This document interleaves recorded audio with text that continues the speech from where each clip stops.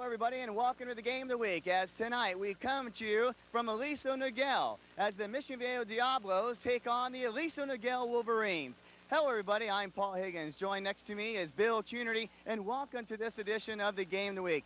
Bill, the last 2 weeks, these two teams have really done something special. They started off the first week of the football season, well, at least here in California for one of them, in grand style. And that we talk about the first week of the football season, we've got to go back 2 weeks for Aliso Niguel because they started their season on the East Coast. So this is their third game of the year. But last week, Bill, both these two teams, the Diablos and the Wolverines, they busted out. They scored a ton of points. And their defenses as well, they came to play. What about tonight? What do you expect?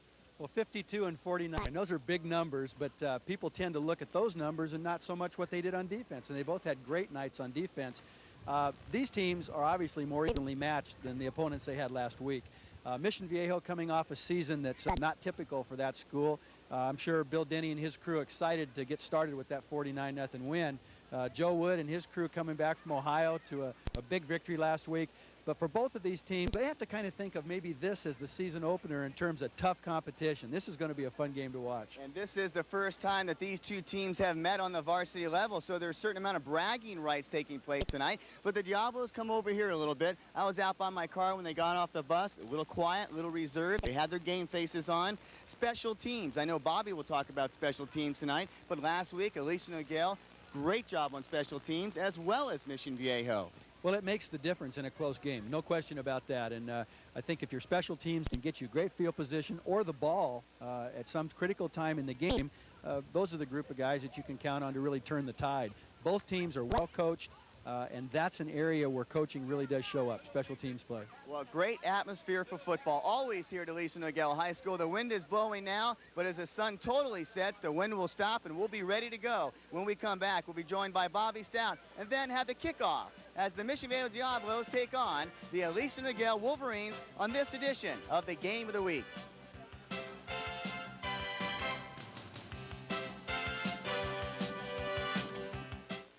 For that one. Hello, everybody, and welcome to the Game of the Week. I'm Paul Higgins, joined by Bill Cunardy, and this ought to be a good one. Mission Viejo taking on the Aliso Niguel Wolverines. Mission Viejo comes into this game 1-0. Aliso Niguel 2-0 as they started their season a week earlier. We'll tell you more about that as we go along tonight. Joining us once again on the sidelines, though, is Bobby Stout, and Bobby will step in with this first pregame report. Thanks, Paul. As you said, both teams are coming off the big wins from last week. On top of that, Aliso Niguel has quite a bit of confidence coming into this season, especially because they have 18 out of 22 returning starters. Mission Viejo, on the other hand, didn't have a very good season last year, but they've regrouped and they've taken that off-season time to do a lot of weightlifting and weight training, and they come in this season much bigger and stronger than before. Mission Viejo has been watching a lot of Aliso Niguel films coming into this game this week, and they readily admit that, you know, we don't find any weaknesses with Aliso Niguel. And also one person that you definitely need to watch for is Scott Nemeth.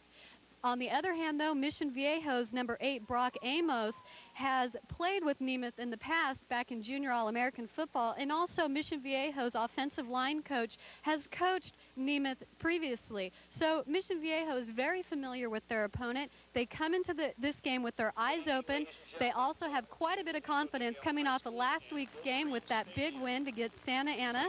So I don't know. Is it enough? We'll see when the game starts. Paul, Bill?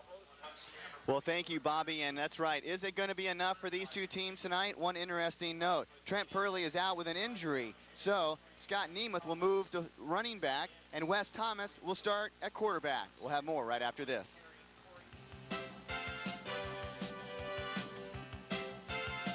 Hello, everybody, and welcome back to the Game of the Week. Athletes in Motion, along with Cox Communications, is proud to present another edition of high school football, and tonight it is the Diablos taking on the Wolverines, and the Wolverines will kick off tonight to the Mission Viejo Diablos. Diablos only allowed 141 total yards last week, and they caused 6 turnovers. So you know, on special teams, on defense, they have it. We'll get a chance to see them on offense, though, to start this game off. Number 84, Randall Lewis, kicking off. Number 84, David Watson. And we are underway. going down to the 7-yard line. Picked up by number 24 for the Mission Viejo Diablos, Mike Chavez, and we'll see a lot of him tonight. Taking a look at the starting lineups tonight, we'll start on offense. Jake Fitch had a great game. We'll tell you more about him as we go along. That is the backfield. The guys up front did a wonderful job in the first week of the football season. They really came together. And then the wide receivers.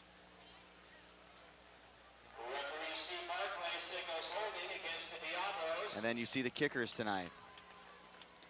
Right away, number 24, Mike Chavez, with a great return. But as happens so often on special teams, Paul, there's a penalty, holding, and the ball's moved back to the 31-yard line. We're going to try something in our game this week. I told our players today that if we have no penalties on special teams, everybody gets an otter pop on Monday. Big prize, huh? That'll really inspire them. Jake Fitch looks at the Diablos offense and the Wolverines on defense, and they go immediately down the middle. Boy, that could have been 6. Chavis has the ball go in and out of his hands. He saw plenty of green ahead of him. Just took his eyes off it just for a second. We'll take a look at the starting defense for the Wolverines. These are the guys up front. They'll be chasing the likes of Jake Fitch all night. And then we have the guys on the backers, the linebackers. Giarsimo, we've talked about him for 3 years now. Finally, he's a senior. And then the guys in the secondary. Here are the defensive backs. And Scott Nemeth going 2 ways tonight, both on offense and defense. Second down, 10 to go. Gutierrez over the left side of the line.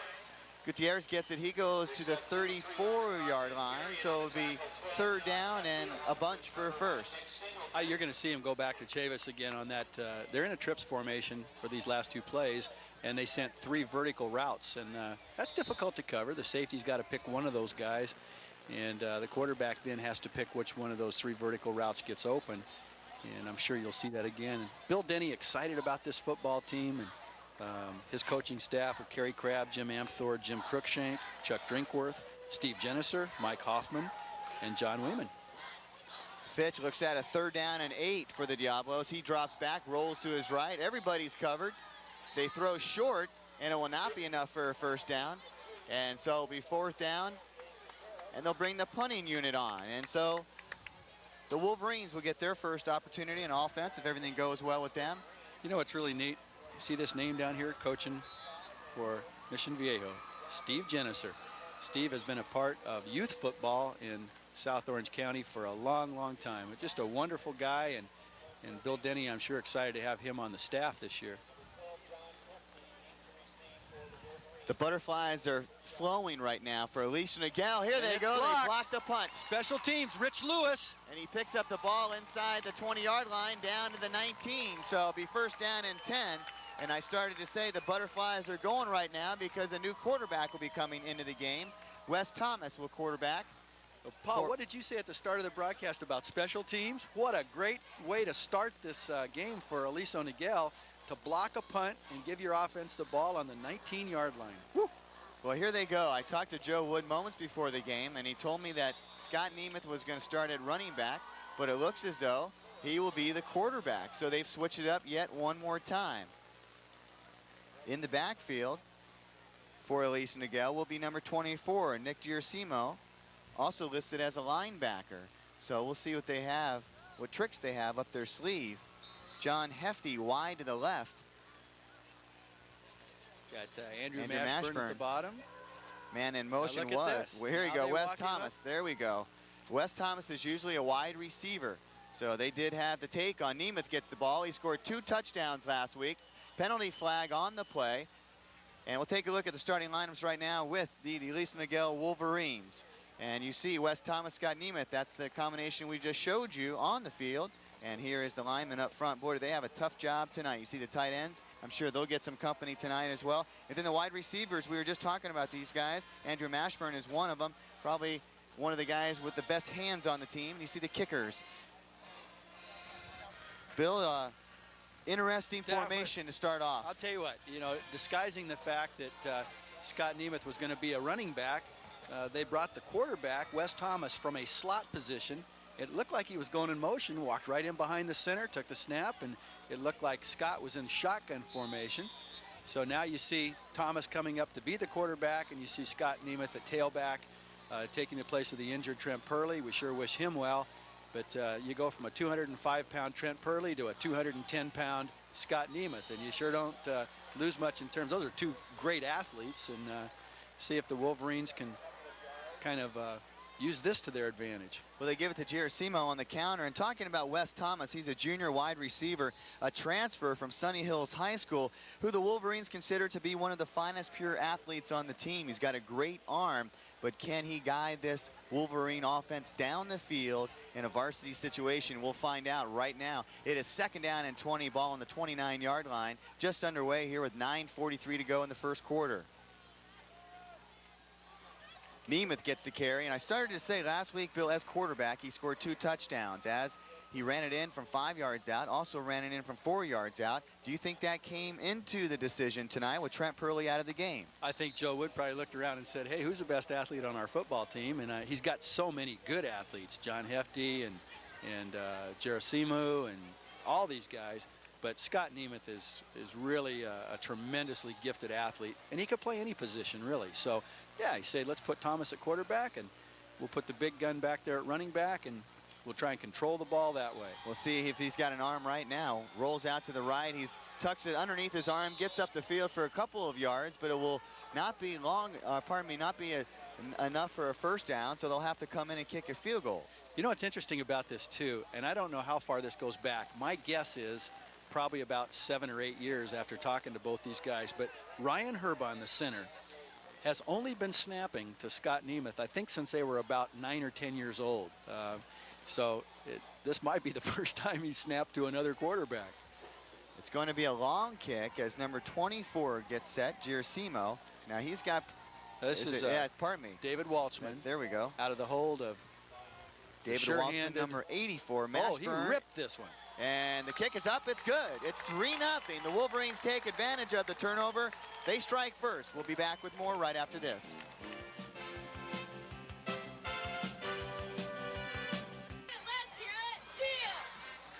Welcome back to the game of the week. The score is 3-0. Aliso Niguel strikes first on a 37-yard field goal by David Waltzman. Mission Viejo has the ball once again. Their punt attempt was blocked. Fitz. He pitches out to his trailing back, maybe 2 yards out of it. Number 20, the ball carrier, and that's Brad Fielding, brother of Eric Fielding. I tell you what a family. The Fieldings are just as good athletes as anybody in South County. Last year, Eric Fielding was an all-conference defensive back for us and up at Chapman College, and he had just a fabulous year for us last year. Pickup of 1 by Fielding, so it'll be 2nd down and 9. Ball is on the 27-yard line.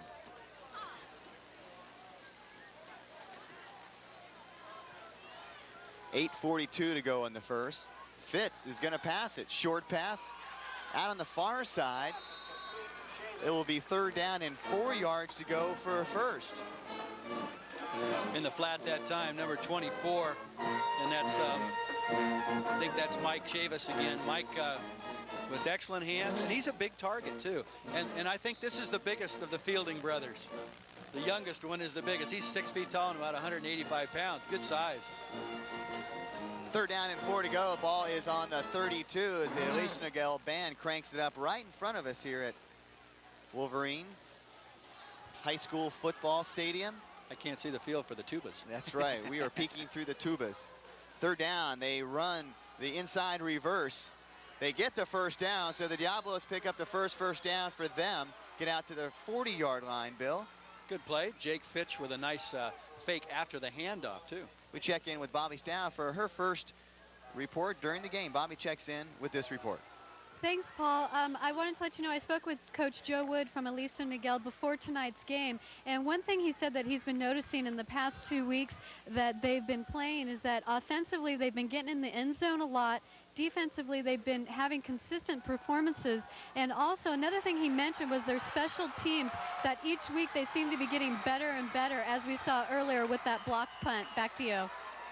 Well, and Mission Viejo had 6 turnovers last week that they brought on with them, and now tonight they have turned the ball over twice, and Aliso Niguel has capitalized twice. Scott Nemeth just picks the ball off and runs it in for a touchdown. You know, we just said he may be the best athlete on the field, and he certainly proved it right there from his cornerback position. He read the route, and might have been a little miscommunication between the quarterback and the receiver there as to which route was being run. But Nemeth picked that ball up and ran it in from about 36 yards out for a touchdown. And Aliso Niguel, a special teams turnover, and then a score on defense. So this is a terrific job so far. Aliso Niguel taking advantage of every opportunity they get. 10-0. We'll be back with more right after this.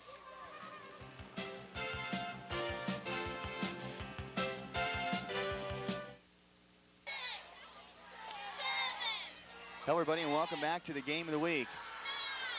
7:24 to go here in the first quarter, and it is 9-0. PAT was missed. Penalty flag on the play, and we'll see if this one comes back. We do have instant replay tonight, and hopefully we'll be able to show you from time to time some of the plays, most spectacular plays. How's that look inside, Tina? Are we rolling that tonight with the instant replay? Okay, great. Okay, great. There's a guy, see the back of his jersey right there for Mission Viejo, number 53, Brian Sepulveda, 6'3", 265-pound senior. And we've seen Brian play before, and he's a leader of this football team. And I think that when you have guys that size, too, that he's going to be opening some holes for those running backs and pass protecting. This penalty is going to take the ball back to the 31-yard line, Paul, and we're going to get a repeat of first down, so it's going to be first down and 15. Well, last week, Mission Viejo recovered 6 fumbles that Santa Ana let go by, and they capitalized on a good many of them. And tonight so far, they've turned the ball over twice. Well, not really. They turned it over once. They had a punt blocked. So 2 critical plays for the Diablos, and we'll see if they can come back. Fitz throws it out to the flat again to Chavez. A good play. This is the bootleg pass, and Chavez that time coming out from the fullback position. You fake to the tailback on the boot, and Mission does it like so many teams now. They'll pull both guard and tackle, or at least one of those guys, to make it really look like the counter play. And then the fullback comes out on a misdirection play in the flat, and I think that's a play they'll probably go back to. Also, Jake Fitch, a 5'10", 170-pound junior, at the controls for the Diablos. Here's that trips formation again, Paul, and you see they're going to sprint out, throw a little swing to the back. Good pickup by the back in the backfield, and that was number 12 out there, Bill, Dan Money, and he did a good job of taking that football. He did. That's a difficult pass to catch sometimes, because you're running on the same plane that the quarterback's throwing the ball, and you've got to turn your shoulders back to the quarterback, and then watch the tackle by Scott Nemeth. That's textbook. Jake Fitch led him really well, but Money was right there, and this will be a long third down. Third down and 13, so the Diablos, they did get a break early in which they got 1 first down, but after that, they've been kind of marching backwards a little bit here. I'm sure once they get across the 40 or the 50, they'll feel a little more comfortable. This is where they've been most of the night. Fitch rolling back. Boy, big blitz. He's got to get out of that, and there's a penalty flag. Fitch goes down on the 20-yard line. Paul, I see Matt Encinas, who is the umpire there. Matt threw his flag, and I'm not sure if they're going to call a hold here, or he might have detected a face mask. I think that's what it is. Let's watch the official, but right just before the tackle was made, and that's what they're going to call. They're going to call a face mask penalty, and it can be an inadvertent face mask, Paul, which just carries a 5-yard penalty, or if it's flagrant where you actually grab it and twist it, then it's a major penalty. And this is going to be a major one. It's going to put the ball all the way up to the 42-yard line, and this is excellent field position finally for the Diablos. Get them out of their own backyard here and give them a little breathing room. Well, we are in the first quarter. It is 9-0. Aliso Niguel has the lead. They blocked a punt. Then they got a field goal out of that one, and then Scott Nemeth moments later intercepted a pass and ran 37 yards for the score. Third down and 3, man in motion for the Diablos. They go right up the belly of Aliso Niguel, and that's going to be a first down. So with the first down. Dave Gutierrez runs right up the middle. It's a good tackle by Jake Jacobs. And Paul, that's right. They motioned one of the backs out, and Gutierrez took that little inside handoff. And when that happens, when you motion a back out of the backfield, the defense can react one of two ways. If it's man-to-man, a linebacker will probably vacate that area in the middle. If it's zone, everybody will just kind of slide over a little bit. But a nice play call there by the Diablos, and they're now at the 40, we'll call it the 46-yard line, their own 46, but much better field position. 5:23 to go and counting. Diablo is trying to mount a drive right here. Fitch hands it off. And Aliso Niguel really tough up front. Great tackle on the inside. You're going to see just thrown backwards. Pardon me, Paul, you'll see a lot of number 12 tonight, John Hefty. John prepares as hard as any football player in the county for the season. I mean, he's a weightlifter, he's a conditioner. You see him fight through a tackle there, and he's on the bottom of that pile, and he's an awfully good football player. If I could ask a favor in the truck, if they could turn down our headsets a tad little bit here, that would be really appreciated. It is 2nd down and 9, ball on the 47-yard line. Split backfield as Fitch sends a man in motion. He's going to pass, and there's going to be a penalty on this one. So the officials tonight are very active in this game. And Paul, they're going to call motion on number 24 because he did turn up. That's right. And you know, every year, Paul, there are points of emphasis that the officials tell you at the start of the season will be closely watched. When we had our scrimmage this year, we always have the officials come in and talk to the players and tell them, hey, these are the 5 or 6 things we're really going to look at. This is one of them. Yeah. Guys that go in motion, if you even tilt toward the line of scrimmage before the ball snap, they're going to call it. So the penalty will be going against Mission Viejo. I want to congratulate Bill Cunardy and his Saddleback Gauchos, the entire coaching staff, and every young man that's out on the JC level. The Gauchos came away with their first win of the season, a 59-20 win over Orange Coast College. So they are right back on track from a championship game and a championship year from 1 year ago. So we congratulate Bill Cunardy and the entire Gaucho staff and football team. 59-20, 72 players got into that game. A happy bunch over there on Avery Parkway. Thank you. Yes, we have a wonderful team. I just love them. They're just terrific young men. And, you know, I have a great coaching staff. And so we got off to a good start. And see if we can keep it rolling here. I'm sure you will. 3rd down and 9. And we'll see the Gauchos in a couple of weeks on the game of the week. We'll get over there and get that Gaucho game. Next week we'll be at Foothill. It'll be Tustin High School, but it will be Foothill hosting the Capistrano Valley Cougars. And Capistrano Valley is really good, but Tom Meese always has a game plan in hand. He is the head coach of the Foothill Knights. Boy, did Foothill give Capo just rough times in the playoffs, years gone by in the 80s and the early 90s. Just did a great job. Let me tell you, anytime you line up against Tom Meese, you better be ready because he's one of the most innovative coaches I have ever been around. Just a terrific human being, but boy, can he coach. And what was that word? Serendipity or serendipitous? Yeah, serendipitous. Yes, and I told him after that, I said, you're 28 years of coaching, I've never heard a coach use the word serendipitous talking about a football game. But that's Tom. He's a very well-read human being, and obviously scored about 750 on the verbal part of his SAT test. 3rd down and 9. Fitch drops back. A good arm on this young man. Right there inside the first down marker. Did he get it? We'll find out. He looked like he stepped right over it for the first down. Oh, nice throw, and Fred Dominguez with a nice catch. And that's field presence. He knew, watch this, a really nice throw by the quarterback, number 7, Jake Fitch. But look at the tap dance by number 25, Fred Dominguez. He knew where that down marker was. For Orange County's best prep sports coverage, catch Prep Friday, catch Prep Extra on Tuesdays and Saturdays, only in the Times of Orange County. Again, for Orange County's best prep sports coverage, catch Prep Extra on Tuesdays and Saturdays, and that's only in the Times of Orange County. Coming back on the inside pass route, the ball is loose. There's a penalty marker that was thrown in the backfield in the defensive area, secondary area. Aliso Niguel looked like they recovered the fumble. Now the receiver's back was to us, Bill. I'm not sure if he had possession of that or not. And let's see here on the Times of Orange County instant replay, Bill. You see the catch on the inside route. That's the middle screen again. Now, that is a fumble. Aliso Niguel does recover. The penalty was declined. It was on the Diablos, so Aliso Niguel with another turnover.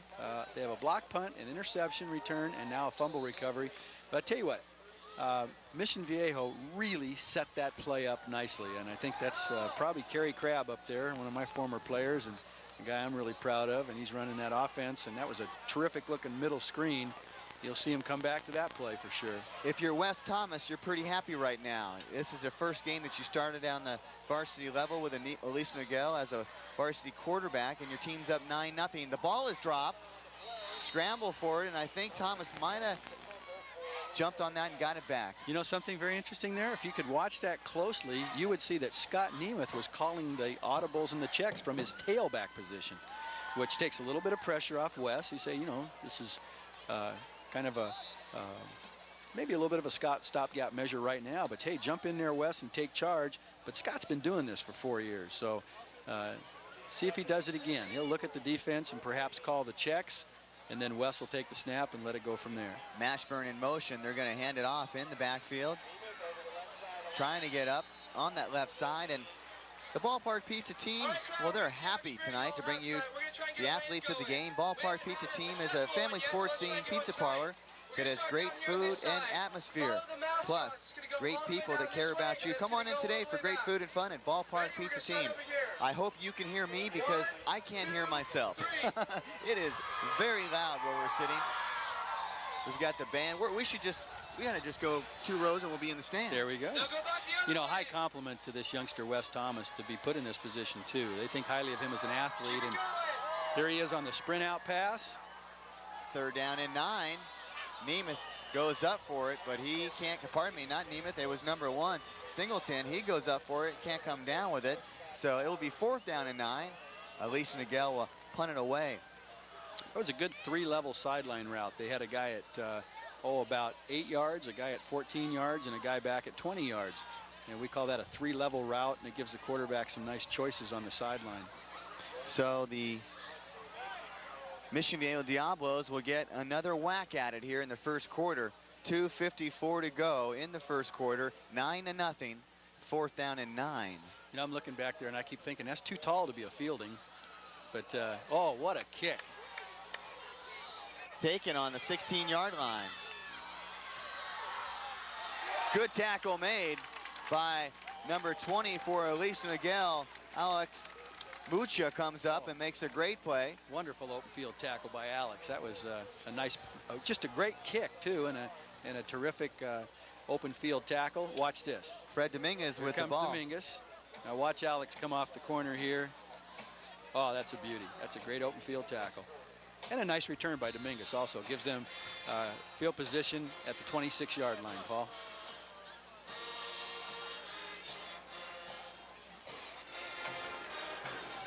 Motion again. That motion puts them in trips. From the 26, Fitch down the left sideline. He goes up, and a great catch by number 22 for Mission Viejo, Dustin Crane. The wide receiver cornerback, skies in the air for a terrific catch. You know, a nice bit of strategy there. They motion to trips, which leaves the receiver on this side, number 22, Dustin Crane, in single coverage, and number 7, Jake Fitch, with a nice throw. Dustin, only a sophomore, and you saw him clapping his hands. Hey, let's get going. Let's get fired up. We're only down by 9. It's only the first quarter. 2 wideouts. Fitch with a split backfield sends the man in motion. Chavez, and they go once again up the gut. Now, a couple times they have gotten some good yards going in the middle, but a couple times too, Bill, they've been stopped dead in their tracks. So it's a give and take right now, a tug of war. I think a little bit of it too. If you catch a team in a defense that's either a blitz or something that's perimeter oriented, and you're running one of those little traps or pops in the middle of the formation, you can get a guy through there sometimes untouched. If you're running and that's where they're blitzing, you get a big collision. Yeah. It is 2nd down and 8. Ball is on the 48. Mission Viejo trying to put something together here in the first quarter.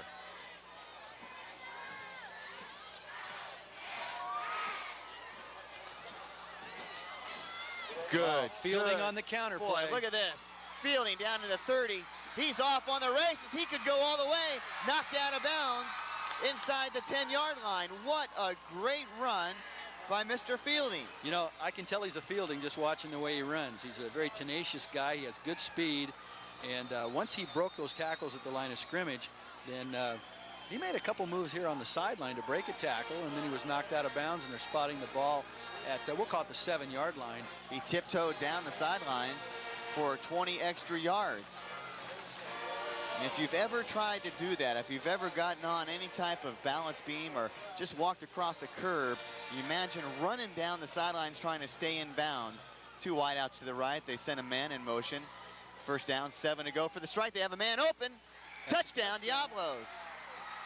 That's number 42 with the catch for the Diablos. And Eric Crisp. Eric Crisp. You know, there were 3 guys open on that play. That's a nice little kind of a man-to-man, we'll call it a rub pattern. Won't call it a pick because that's not legal, but you bring 3 guys in and cross them, and nice design there by Kerry Crabb, and a nice throw by Fitch, and we got ourselves a ball game here. All important kick. It is up, and the Diablos are on the board. No, they're not. Pardon me. With the PAT, they're not on the board, so it is 9-6, a field goal away from tying this. We'll be back with more. 1:24 to go in the first.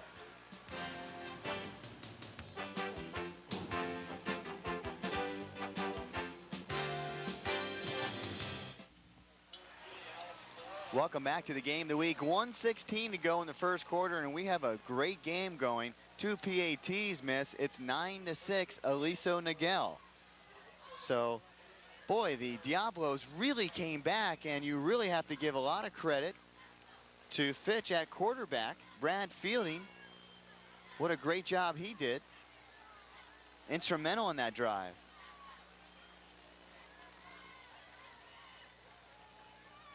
And Dustin Crane, boy, he made a great catch also, Bill, the young sophomore. He sure did. That's, I think, a view. Here goes Nemeth, and you've got to watch this guy. Nemeth has 1 man to beat, and that's Fielding. He tries to stiff arm him, and he gets out to the 48-yard line. Fielding getting up a little slow. You know what? Scott Nemeth has fun playing this game. You can tell just the way he kind of carries himself and on the field. And watch him. This is great blocking up front by this offensive line. He pops it outside.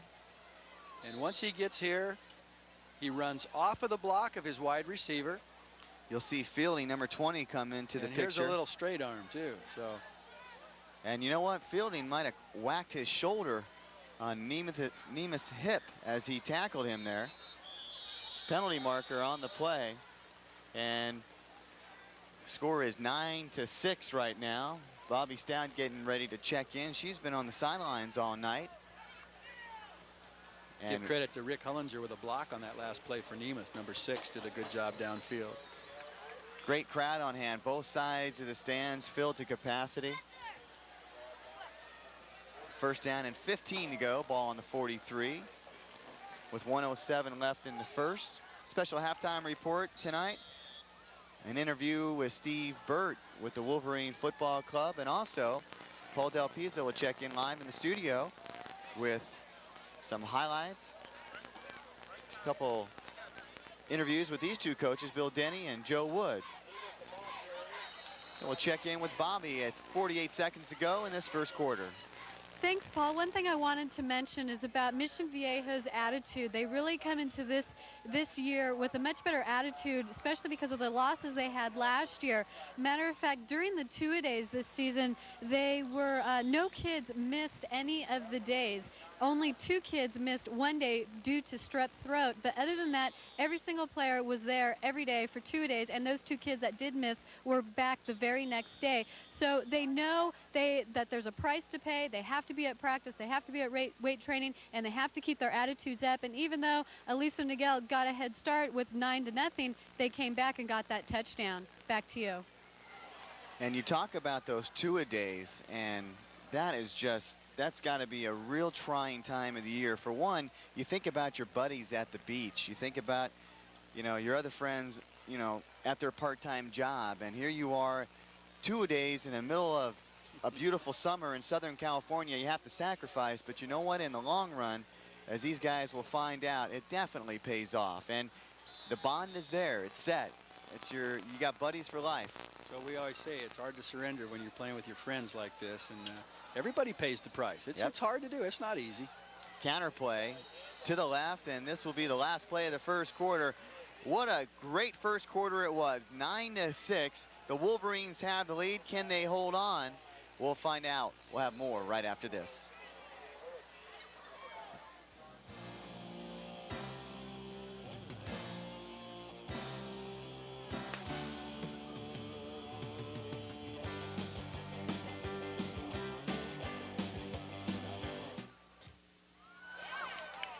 Welcome back to the game of the week. Start of second quarter of play, and Phil Cunity will bring you up to speed with this one.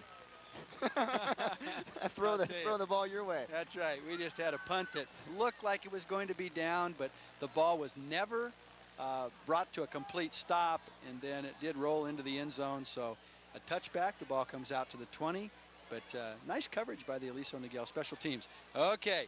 Here comes some guys. I believe they're all on the basketball team. I see a couple that I know down there, but you have to have a good tan, and you can tell they're all athletes. They're all in good shape. And they're trying to figure now out they're going to try and figure out how to spell this thing. So that no, they were. You know, I was going to mention great team. If you look at it now, there we go. Okay. There you go. They don't know they're on TV. They're getting their picture taken by a photographer. But great school spirit here at Aliso Niguel. Yeah, a second ago they spelled out Hisson. You know, we're going to make sure they're. Little Fitch. option play. Fitch really doing a great job tonight at quarterback, and he got picked once, but then he came back through a nice pass, and then orchestrated a drive into, into the end zone. Sure did. And Jake is just a junior, 5'10", 170-pounder. Somebody, Paul, we want to wish good luck to this season too. Brand new in our area. I think you'll get a chance to know him as we do their games. But Scott Orloff is the new head coach at Dana Hills High School, and Scott had he did a tremendous job at Santa Ana Valley, turning that program around, and I think Dana Hills is lucky to have him, and he's going to do a tremendous job. So, Scott, welcome to our area down here, and look forward to seeing you and watching your teams play.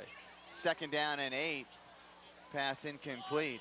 You know, on September 2nd, the 1996 Aliso Niguel High School football team, their junior varsity team and their varsity team, they all traveled to Columbus, Ohio to play a junior and a varsity football game against Hilliard High School.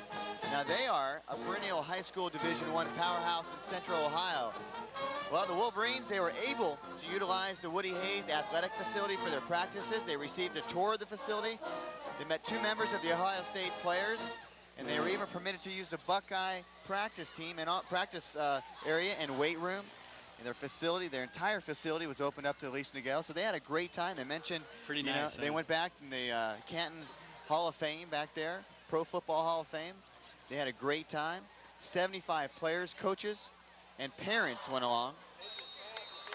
Nice defensive play by number 1, Nick Singleton. I'll tell you, Paul, that was a great trip for them. They made it an educational experience. They got a chance to see a absolutely gorgeous campus. If anybody in our listening audience has been to Ohio State University, it's like a city. That's how big those Big Ten campuses are. And they had a chance to see the Rice Ohio State football game, and they won the game, and so it was just a great road trip. And I tell you, one of our local guys is going to get a chance to play in that stadium, and we're excited for him, and that's Austin Mockerman, the quarterback at Capistrano Valley. Orally committed this week to Ohio State. He's going to play for a good friend of mine named Walt Harris, who's the quarterback coach and offensive coordinator, and they're thrilled to get Austin, and he's going to do a great job back there. Well, we get to see him next week. Yes, we do. So wishing him good luck. And you know what? If you can get that commitment out of the way this early, it takes all the pressure off later on. Say, okay, I know where I'm going. That's all signed, sealed, and delivered. Now I'm just going to go play. Have some fun. That. And so we're trying to get Malafo McKenzie to sign his letter of intent at Saddleback. Exactly. I know where you're headed with that one. I want to remind you this portion of the game of the week is being brought to you by Lapes Athletic Team Sales. If you haven't done it or you need to very, very soon to repair some shoulder pads and you want a new set, go in there and check out Lapes Athletic Team Sales. They're Douglas shoulder pads. They have a ton of variety there. They have over 300 in stock in youth sizes and adult sizes. That's Lapes Athletic Team Sales. Now, they're located just off the I-5 freeway at Lake Forest and Moulton Parkway, right there in the Laguna Hills Business Park. Or you can give them a call at 380-4149. 4th down and 8, ball on the 22. We've slowed up a little bit here in the second quarter. Bad snap and a great recovery by the punter to take that football off the turf. A good hop coming from the center. Aliso Niguel just loading up and coming after the punter. That time John Hefty got in there close, and it forced a quick punt, and they have great field position now. Hey, Bill, you know, next week we talked about the game where we're going to be. We're going to do that all season long, but check this out. Next week it's going to be, we're going to travel up to the road a little bit on the freeway. Tustin High School. Tustin High School. It will be the Foothill Knights and also the Capistrano Valley Cougars. Remember last year when we were there for that Tustin Santa Margarita game? Yep. And it was like 46 degrees, and it was foggy. And I was going to say 36 below or something. It was pretty cool. That's a typical California guy. That's what we think is 36 below. Trips to the near side, man in motion. Nemeth with the ball. A nice play on defense by number 44 that time for the Diablos, Scott Carr. They've been bringing in Gerasimo and running him as another option halfback, option running back to send him in motion. Coming out of the game right now is number 12, John Hefty. Let's talk about this Wolverine coaching staff. Joe Wood, the head coach, his defensive coordinator, Jim O'Connell, Kurt Wessling, the offensive coordinator, Mike Middlebrook, the offensive line, Chi-Chi Bean, defensive backs, Dan Bornfeld, running backs, Ken Goldstone, the receivers, and Taz Murtaugh, the linebackers. Wes Thomas is the quarterback, and he'll hand it off to Nemeth. Nemeth gets a big hole. He's got a first down and then some. So Scott Nemeth could have a big night at running back. He's already played defense. He's got a touchdown off an interception. You know, one of the things that we talked about before the game, you and I visiting with some of the Aliso coaches, that Wes Thomas is a very good ball handler. And you can see that after the handoffs, he carries out the fakes, does all the things that a good quarterback will do. And I think what that does is it sets up play action passes. You can see Nemeth into the secondary, finally tackled by number 21, Jerry Phillips. First down and 10 from the 27. Scott Nemeth has to be really comfortable. It's almost like a pitcher in Little League Baseball that goes from the mound to shortstop. And he can kind of still be the general, but the pressure is not on him to get the job done. Pretty good. It's like when you were wrestling at 98 pounds in high school and they asked you to go up to 185, yeah, right? Exactly. Comfortable. Just do single leg takedowns all night and you're all right. Well, it's second down and 11. 1 yard loss on that play, and the Diablos stiffen up on defense. So now they know. They know that Nemeth will be the ball carrier. Will Joe Wood change that up, or will they go straight ahead with Nemeth? We'll find out in the next 2.5 quarters. I think you're going to see Wes Thomas also put that ball in the air to Andrew Mashburn or John Hefty. They've got two tight ends in the game right now. Here comes the counter play to Nemeth. Nemeth gets outside, and then just like a smart back, cuts up, goes vertical. He'll get some yards out of that.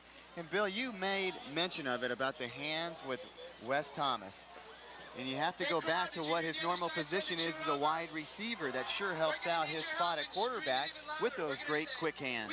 You know, it's kind of nice when you do make position changes for players if they have handled the ball before. You know, it'd be difficult to take a linebacker and make him a quarterback, maybe. But if you've got a guy that has handled the ball, and maybe he was a quarterback too at Sunny Hills before he transferred, but obviously he's very skilled at this position. And you have a guy like Nemeth who just says, give me the ball and get out of the way. Yeah. Here comes a screen. Nemeth. Now, great tackle. Paul, a very interesting play. They run the back on a swing, and they set up the middle screen. So the defense thinks, oh, here comes the middle screen. Now watch this. They start the middle screen. People collapse on number 1, Singleton, and then you throw it to the back on the swing. A really good play. Watch this tackle by Scott Carr, number 44. That's 2 good tackles that Carr's made on this drive for the Diablos. It's a noisy football stadium right now. Rock and roll city here. Fourth down and 2. Biggest play of the first half right now for Aliso Niguel. If they can get this, obviously they'll be in the driving position. Nemeth with the ball. Everybody knew he was getting it. There's a penalty marker thrown on the play. Nemeth is close, and we'll see what this one is. Wes Thomas looks very comfortable at quarterback. This penalty is going to be against Andrew Mashburn, and you can see the side judge throwing the ball, or throwing the flag in, because as that defender crossed the line of scrimmage, Andrew hit him in the back, and it's tough. You're coming down in motion to crack block, but a smart defender is going to get across the line of scrimmage. He's going to turn his back to you. So the only place you can hit him is back there where they're going to call a penalty. And this is going to move the ball back. That was a 4th down and 2-yard play. Yep. And I believe Scott would have had the first down on the carry. It looked like he was there. Bill, you know, you made mention about Dana Hills High School and Coach Orloff. Well, last week against Aliso Niguel, Dana Hills got on the board first with Peraza, a 15-yard touchdown run. And at one time, 7-0, Aliso Niguel comes back. But key with that game, Aliso Niguel, they rolled off 42 unanswered points in the first half, and also they scored 52 total. Both of those were records, the 42 unanswered points and the 52 overall points in a row. So they feel pretty good. You talk about this game next week, Capistrano Valley at Foothill, another non-league matchup. We'll have that game for you starting Saturday. Now they're going to mark the penalty off, and this is going to move the ball back to the 35-yard line, and it's going to be 4th down from that point. And looks like Aliso Niguel's probably going to punt here and see if they can't pin the Diablos down in their own end. You know, Capistrano Valley went over and played in Hawaii, and because they started the season so early, they came back and the CIF ruled that they couldn't practice in pads for a week. So yeah, that kind of slows down your momentum. So I know they were happy to get back in pads this week because the Capo Edison game for the last 10 years has been really a marquee battle every year early in the season. Perennial CIF playoff teams, and you know, Dave Brown going against Dave White, 2 great coaches. And let's see. You always wonder if it's really going to be a punt when Nemeth has the football, and this is going to be, oh, the special teams man slips right there at the end zone line. And John Hefty, 12. Yeah, John Hefty was in a perfect position. And you know, Paul, if there's no offensive player in a position to catch the ball, the defender can catch it, and he can put it right down at his feet. There's nobody there. That's right. Yeah. So John Hefty with a nice hustle play. And a good play, Mission Viejo-wise, Bill, to stay away from the ball. I mean, right. You know, you're looking at inside the 10-yard line. What are you going to do? You can't fair catch it. Let's see if it drops into the end zone. Exactly. Yep. So 6:17 to go here in the first half. 9-6, Aliso Niguel. I want to welcome Royal Motors, Mercedes, and BMW to the game of the week. They're located in Santa Margarita on the corner of Villa and Presa and Antonio Parkway. Fielding gets outside, and you know, one thing about Mission Viejo that you have, it's one of the oldest communities in our area besides San Juan. Did that sound funny? And I'm sure people will argue with me on some area about that, talk about San Clemente. But Fielding is in line with his brother. Carr is in line with his brother, Jeff. You know, there's a lot of tradition at Mission Viejo. You'll see a lot of familiar names. That's You're right. That's and correct. It's always been that way. I mean, I've been doing this for, I believe, 12 years now, and I've seen these kids come through the ranks, and so exciting to watch younger brother succeed older brother. And at Mission Viejo, they have done that for so many years. And we saw Harvey Oman tonight before the game, the voice of the Diablos. Yep. What a great guy. I mean, just support of Mission Viejo also. I mean, well, there's a great case in point. You know, Harvey is the voice of the Diablos, but, you know, his son Joe played for us at Saddleback too, and that was, you know, that was, golly, maybe 8 years ago.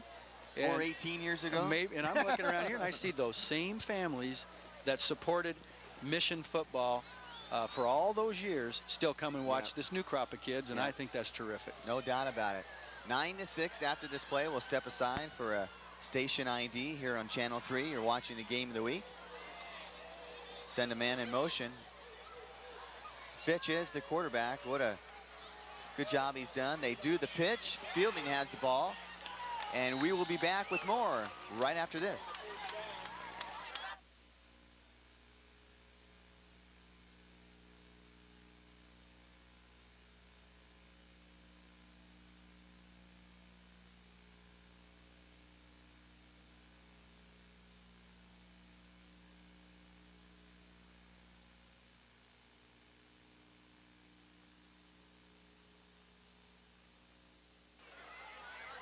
Welcome back to the game of the week. Mission Viejo punts the ball, and a decent punt goes down to the 38-yard line. So the Aliso Niguel Wolverines will have the football. Mission Viejo had to give it up. Also want to welcome to the game of the week is Lisa Renee Photography. This young lady and her people that work for her do such a great job. Now, they have moved to a new location in Marbella Plaza in San Juan Capistrano. They're located right across the street from the entrance of Marbella and the Country Club by the Farmers Market, and that's Lisa Renee Photography. They invite you to experience a truly unique professional portrait session. Come on in or give them a call at 365-0466.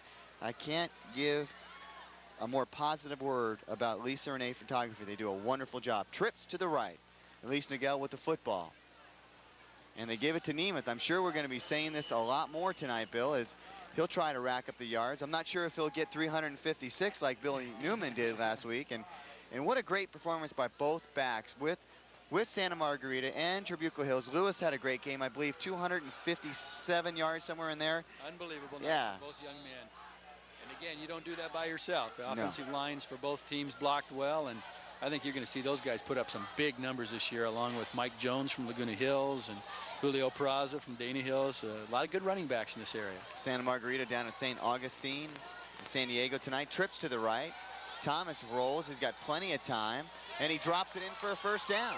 And I believe that is Nick Singleton out there, number 1, with the football, and he picks up a first. 3:20 to go in this first half. Paul, we should tell the people at home, too, if the games seem like they're lasting longer. Here's the replay of that nice sprint out pass. Nice throw by Wes, and you can see the catch there by Singleton. But there's a high school rule change this year, and that is the clock will stop after every change of possession during the game. And the clock won't start until the ball's actually snapped. And that's a rule change. And games are, I mean, last week the average was about 20 minutes longer in terms of the entire night. And that means that our viewers get to stay up till 11 o'clock watching these now. First down and 10 from the 43. Thomas, look at that. Boy, he threads the needle. They said he had a pure throwing arm. He sure does. That's number 41 catching that ball for the Wolverines. That's Corey Chandler, 6'4", 215-pound senior. And, boy, Wes doing a nice job back there tonight. Corey didn't have to do a whole lot to catch this football. Yeah, watch this throw. A nice drop. Throws on rhythm. No hitch step. That's good for the quarterback. And Chandler's a nice big target. Rich Lewis also a nice big target. And Rich has a nice big cast on his hand tonight. Tore some ligaments in his thumb, but he was in there on the block punt. Just tough to catch when you have a cast on one hand. First down and 10 from the 30-yard line. Thomas sends a man in motion, which is Chavez. Mission Viejo stiffens up a little bit here with 2:24 to go in this first half. Nemeth was the ball carrier. This is going to bring up interesting call now. It's going to be third down. Oh, let's see. We're going to call it the 29-yard line. Pardon me, Bill, you third down, and you got 9 up there on the board. It's from the 29, as you said, with 2 minutes to go in this first half. 9-6, a good first half. Not as many points as these two teams scored last week. It is second down. Second down, there we go. I was getting carried away. Second down and 9. I never second-guess Bill Cunity. Oh, he's got the deep route. Got the deep route open. Oh, what a great catch. Touchdown. Oh, spectacular catch. A great throw John by Wes Hefty. Thomas. And John Hefty with a fabulous catch. A couple of happy guys there. Hefty, a great athlete. And I'll tell you, Hefty's got to be happy right now, but nobody's any happier on this field than Wes Thomas. That's a heck of a throw.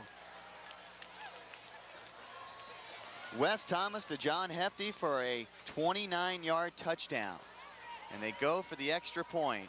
It is 15-6 right now. What a great play.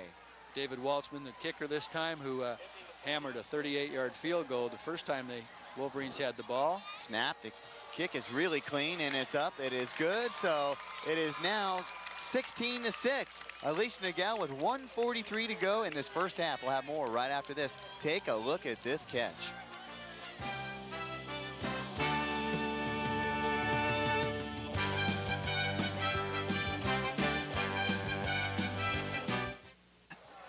Welcome back to the game of the week. 16-6, 1:34 to go in the first half. Aliso Niguel with the lead. Mission Viejo with the ball. Be under 2 minutes. They're under 2-minute offense. Everybody's a wide receiver right now. Fitch is going to air it out. One-on-one. Oh, another diving attempt just underneath that ball. That's Dustin Crane again. And Dustin as Crane. you mentioned earlier, Dustin is just a sophomore. Good speed. And that was a good throw, too, by Jake Fitch. That was almost an even-up, you know, score to score. Total timing pattern, Bill. He just cocked it and threw it and hoped that his wide receiver would be there. Diablo's using a lot of motion, which I like. You know, you get a chance to create some mismatches and you really make that defense think. Dustin Crane, boy, this kid's only a sophomore. Where's number 22? What a great future he has in store for him at Mission Viejo High School. 5'7", 155 pounds. He can get in the air. Second down, 15 to go. Alex Perez in motion. They're going into the near side. This is another pass, and it goes out of bounds. That will stop the clock. Intended for number 25, Fred Dominguez.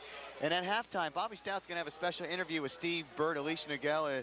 They're doing a car giveaway, and it's pretty spectacular. Steve Burt will tell you about it. And then after that, Bobby will throw it to the studio with Paul Del Pizzo. Paul has some good numbers for you in regards to league leaders in rushing and passing and how the top 10 look. And also, he'll have interviews with Coach Joe Wood and Bill Denny. Joe Wood of Aliso Niguel, Bill Denny of Mission Viejo. That's all coming up at halftime, and then Bill and I will be back to start off the second half.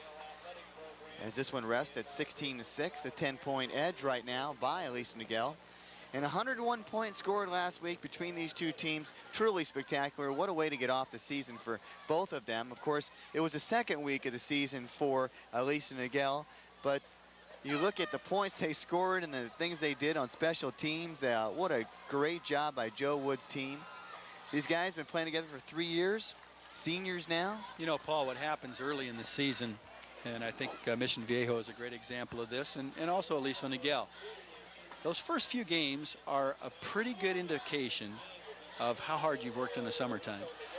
For Mission Viejo, they put that season behind them from last year, and that big win last week got them off on the right foot. And Aliso Niguel, ball is loose. Ball's on the ground. It's scooped up by number 50. 58. It's a 58 for Aliso Niguel. And that's Jeremy Miller, defensive end, and a turnover has put another score on the board. Now watch it. Here comes the blitz. The ball is on the ground right now. There's an exchange problem. It's scooped up, and number 58, Jeremy Miller, gets in and scores. Now that's a 6'2", 215-pound junior. Boy, I tell you what, you talked about turnovers early, Paul, in the game. Have they ever had a big part in this football game? Well, that was from the 24-yard line, and he picked it up inside, what, the 15-yard line, right around there, and he scores a touchdown. It is 23-6. We'll be back with more right after this.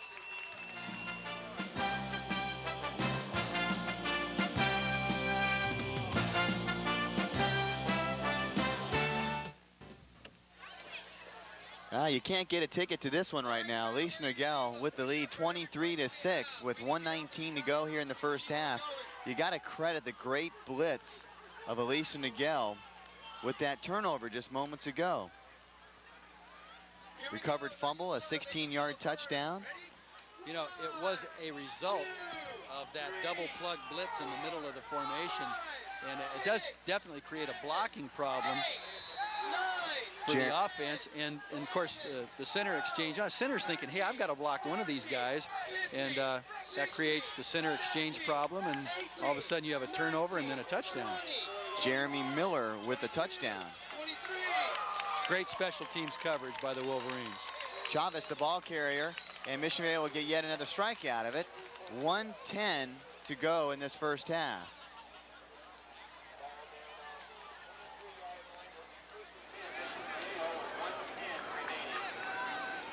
Mission Viejo had a South Coast lead.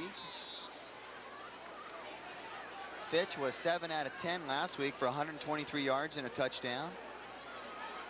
Chavez has 3 catches for 49 yards. And Crane, we talked about him, Bill. He only scored 2 touchdowns off 2 catches last week. He's only a sophomore. Just a youngster. First down and 10. You'd like to see Mission Viejo bounce back and get on the board here and make this thing interesting at halftime. Tell you what, there was a terrific block that time by number 42 from Mission, Eric Crisp. That's why you can get outside sometimes. You get blocks like that. Okay, the Diablos going to jump up on the ball very quickly. 49 seconds and counting. And they want to see if they can get back on the board here before halftime. But Aliso Niguel taking advantage of these turnovers, and every opportunity provides a score. Fitch in the middle. Oh, nice throw. To Crane. And Crane, what a boy, he's going to be good. He's fun to watch. He's fun to watch, is right. He's a motivator, Billy. He's out there clapping hands and cheering these guys on. You see here it is. Crane coming across the middle. There's the slant pass. Boy, he threw it between 4 defenders, too. Nice work in the truck by our crew. 23-6, and down the middle again. They've got 20 seconds. Let's throw to him again. Why not go the opposite way? Same pass on the other side. And Fitch doing a good job. That's a hard ball to throw, that slant pass. And, you know, number 22 right now, Dustin Crane, putting on a little show here. The referee now winds it in. And see, there's a problem. There was a little bit of confusion between you've got to either spike the ball, or they're probably out of timeouts, so he's going to spike the ball. And they called a penalty on that for some reason as well. The line judge threw up his yellow towel. And the officials, if you've never been to a high school football game before, just like on the professional level and on the college level, the JC level, the officials will meet with the coaches prior to the game. Hey, are you going to do anything different tonight? Who do we, contact as captains? They try to get as much information as the coach will give it to them. If there's a problem, who's your spokesperson? And so they really try to feel the coach out, and they try to get a sense of what the players are going to do. And they do that for both coaches. And that really gives a good sense of, we're trying to help out the kids, we're trying to help with the game. And then the last thing they do is they give them a card.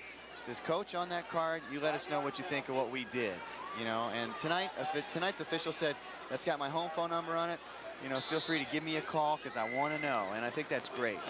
It is terrific because the communications there are good. If you have a question, call. It's not like these guys run out of here after the game. They'd like to know how they can get better. Wide open. Just a tick overthrown, number 24, Mike Chavez. And I think that what you're seeing right now is that Jake Fitch has a pretty good arm. I think they're going to connect on something tonight. You just got that feeling. He's overthrown him a couple times, underthrown him a couple times, but you're going to see these guys connect either way. 3 seconds to go. And at Aliso Niguel, they have this new high-tech scoreboard. Isn't that great? 3.7 seconds to go. Tenths of a second. Right now, going out on the field is Jim O'Connell, the defensive coordinator, and he's going to talk to the Wolverines a little bit about, the defense he'd like to set up with 3.7 seconds left. He'd like to have a kind of a soft 3 or 4 deep zone back there and just say, if they want to catch it in front of us, fine, but let's not have any Doug Flutie finishes here. And then, if you're Mission Viejo right now, you might be satisfied to throw it underneath and then hope that somebody can make a great run. Yeah. Well, there is 3.7 seconds left on the clock for the first half. Second down and 15. 23-6. The Aliso Niguel. Scott Nemeth with a touchdown tonight off an interception in that first quarter. There's a good picture of Jim O'Connell. See, he's a rugby player. He still runs well. He's huge. You see that. Jim's a good guy and a really terrific football coach. And who is that? Someone in our truck said he's cute, too. He is. Now, guys can't say. He's a good-looking guy. Yeah. But let me go Jim, this way. I'll tell you, Jim is a world-class rugby player. Trips to the near side. They go the opposite side. That ball is up in the air, and it's caught.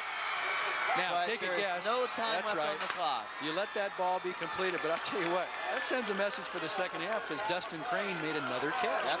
We'll be back with more of the game of the week, including a halftime show. Bobby Stout will have Steve Burt, and then Paul Del Pizzo in the studio for this halftime show. We'll have more right after this.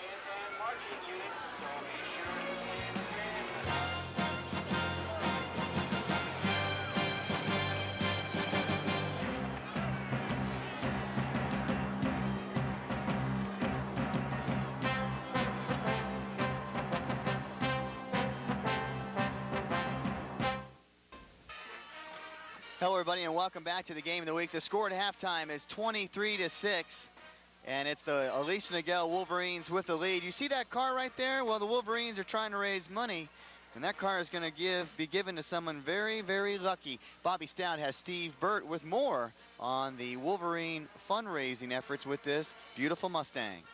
Thank you, Paul. With me, as you said right now, is Steve Burt. He is the president of the Wolverine Football Club. And tonight they have a special promotion to try and raise money. And Steve, tell me about this special promotion you have going on. Well, Bobby, we've had a 65 vintage Mustang donated to us by Mustangs West, compliments of Ray Valadez. And we're taking the car around to several locations, and we're actually promoting a discount ticket. It's not like your normal opportunity drawing. When someone donates for a ticket, they've got discounts from different vendors and stores around the area. And then the stub goes in, and we give a Mustang away to the lucky winner. We're showing the car this weekend at the Mission Viejo Freeway Mall, and this is the Orange County Business and Family Expo out by the Border Center.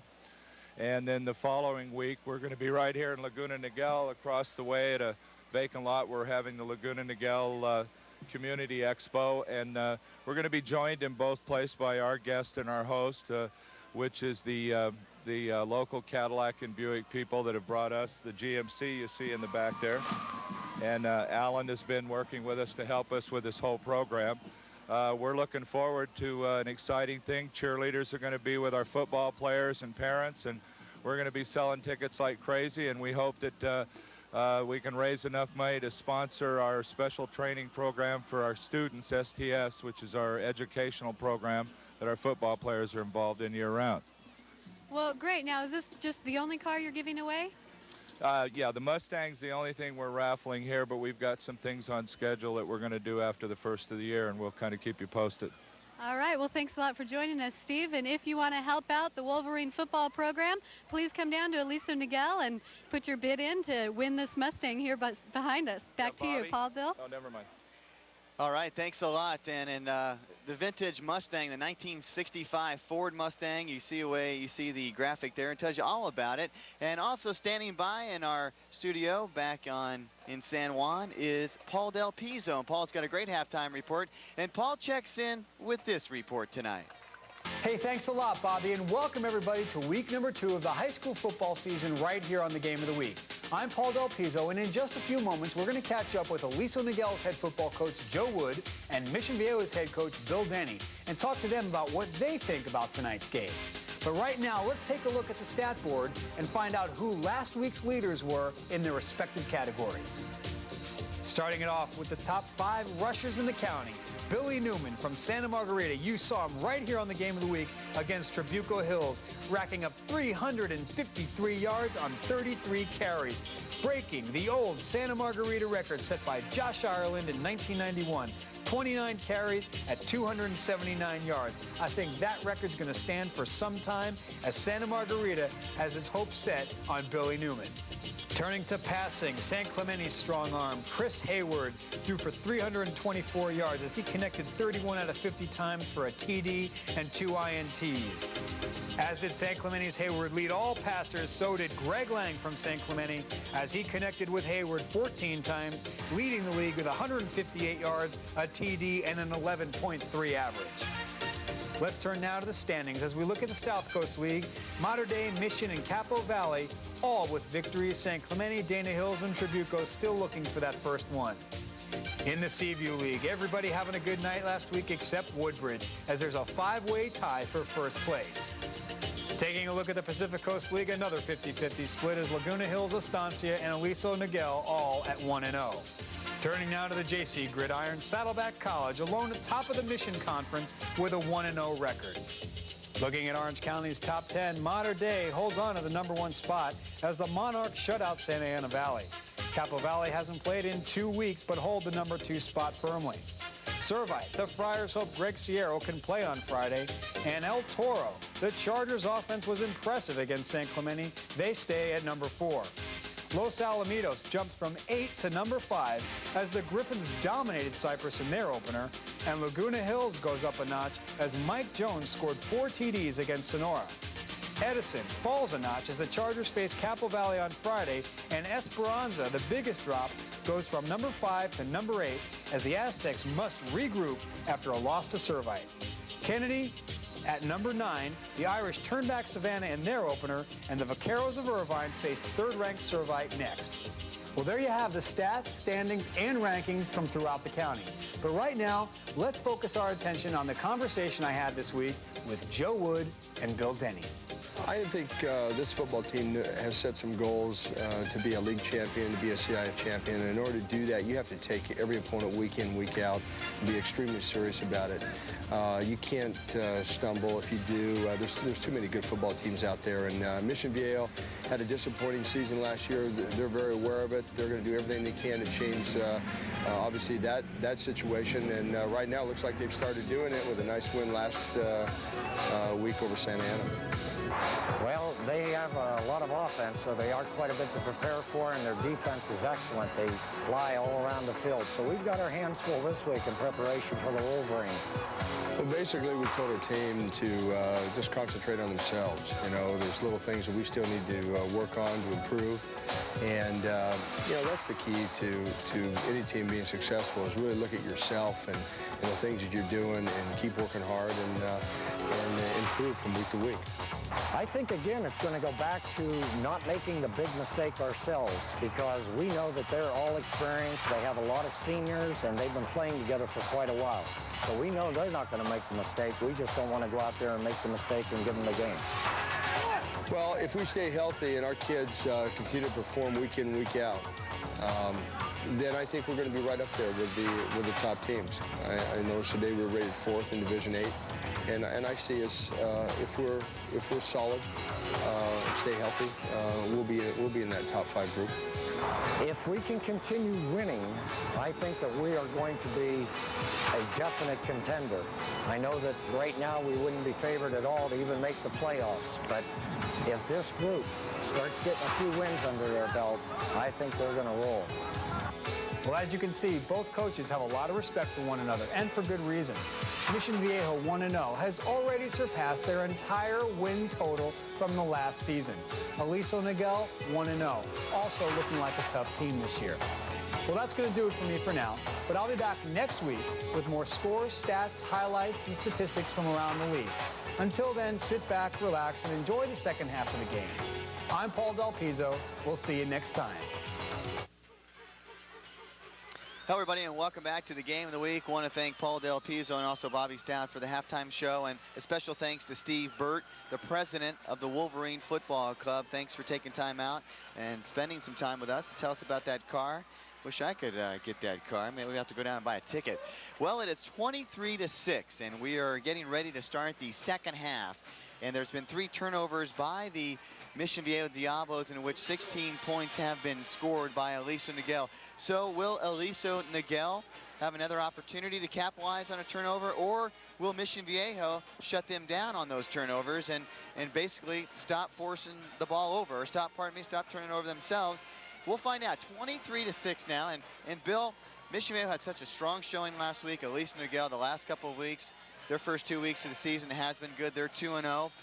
What do you tell a team that you say, hey, you're beating yourself, they're not beating you, you're beating yourself? Or sure. I think that would be a good tack for Bill Denny. Say, look, guys, you know, last week we scored 49 points, so we can move the football. And right now, you know, if we just concentrate on the little things, hang on to the ball, block the blitzes, because Aliso is bringing some nice blitz package, and then, you know, rely on our athletic ability. They've got great receivers. Fielding's running the ball well, and Aliso Niguel right now has taken advantage of every opportunity, and that's what a good football team does. If you get an opportunity, you've got to cash in on it. But his mission out of this game, absolutely not. Goodness gracious, I mean, 23-6. And with all these timeouts, they've got lots of time. Yeah, no doubt. Unofficially in the first half, Mission Viejo has 127 yards rushing. Aliso Niguel 111. 10 of 18 and 1 interception for 120 yards by Fitch. 4 for 5 for Wes Thomas, and 59 yards and a touchdown. Key, though, is those 3 turnovers, 16 points. You take a look at the starting lineups with Aliso Niguel in their backfield, Wes Thomas and Scott Nemeth. And these guys up front and the tight ends have been doing a fine job tonight so far. And then you've got the wideouts, and basically right now we've got Mashburn out there listed, but they have been changing that from time to time. Mashburn's been in the game the entire game, and these are the kicker and the punter for the Wolverines, and they're doing a good job tonight too. After this play, we'll check in with the lineup for Mission Viejo on defense. We start new, we start fresh. Second half, 23-6. Aliso Niguel with the lead.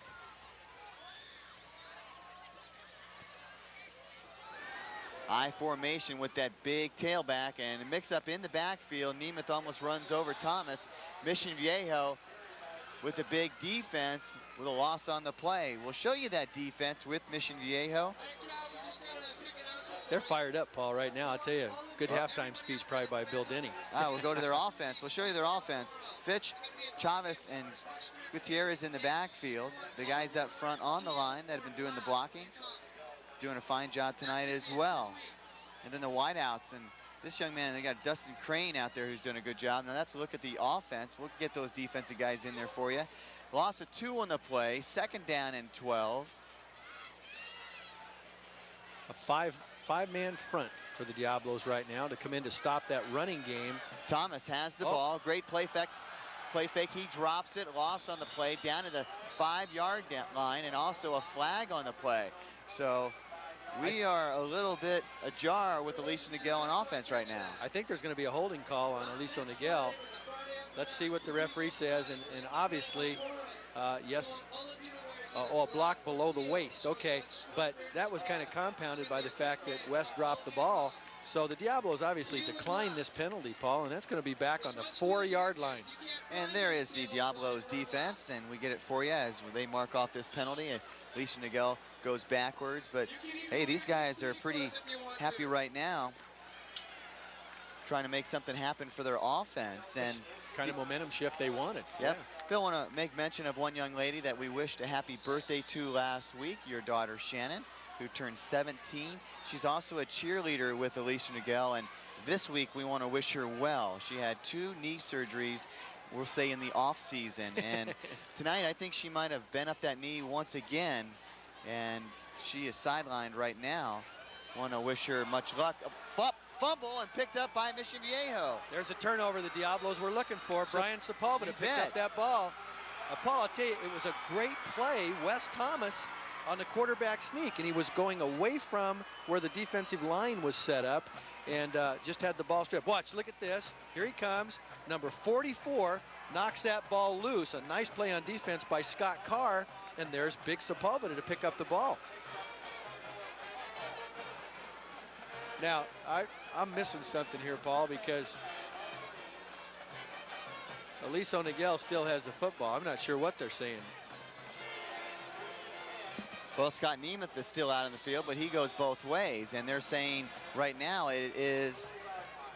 I'm not sure what they're saying. There's no fumble? They're saying it's a 1st down, and probably, as you like to say, 2 or 3 zip codes to go for a first, but that was kind of odd because maybe the play never got off. Now they're going to have a conference here. They're going to have to figure out what the heck is going on. If I was a coach at Mission Viejo, I would like to know what's happening. Of course, we didn't... There's Bill Denny walking out to find out. Not really sure what happened. You know, there's a woman that's been here with Aliso Niguel from the start, and a farewell to Ruth Kent. She is the founder of the Wolverine Snack Bar, and they're celebrating their 4th year. Tonight she has supplied us with some food and some water and some drinks, and they are so good to us every time we come. That's why we come back.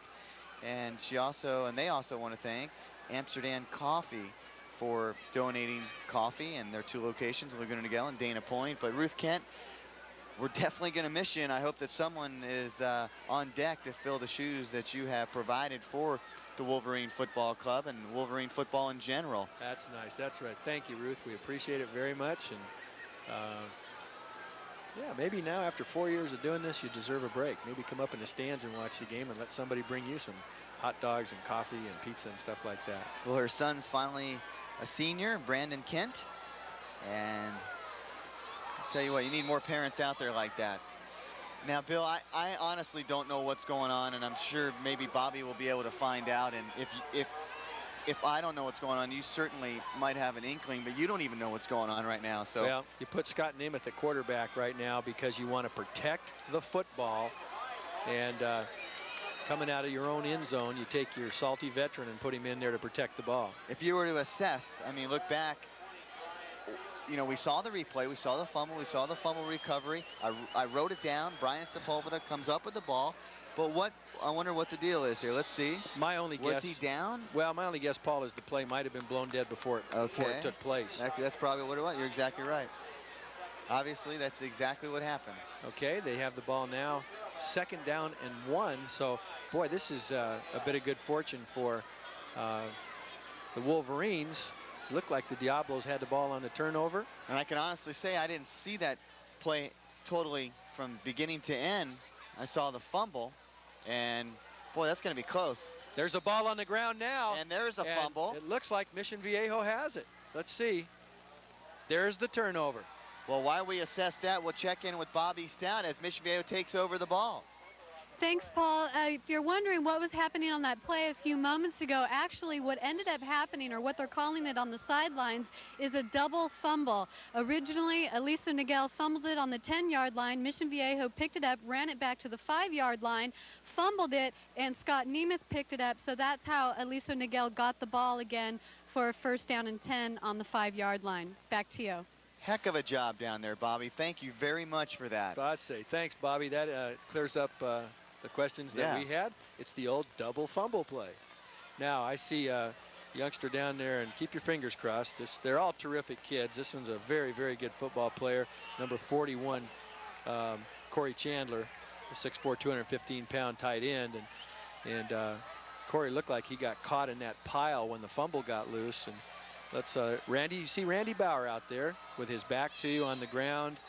And I'll tell you a little bit about Randy. He's a registered physical therapist that most of the athletes in our area know very well. Randy was a fabulous football player at El Medina High School, and I had the good fortune to coach him in the Orange County All-Star game in 1979. And just is at the top of his profession in terms of, if you want to go to somebody to rehab an injury, that's the guy right there. And they're helping Corey Chandler off the field. And I can tell you this, parents, if Randy Bauer's a guy working on your children, they're in good hands. He's as good as it gets. We wish Corey a speedy recovery back to this game. And we don't want to make any assumptions on exactly what is wrong with Corey. We'll have Bobby find out for us and let us know. This portion of the Game of the Week is being brought to you by A Magic Moment Bridal and Prom. We'll tell you more about them after this play. 9:32 to go in this 3rd quarter. Fitch is the quarterback. We'll tell you the rest of the bunch after this play. Corey Chandler makes it over to the side, and on the bench he goes.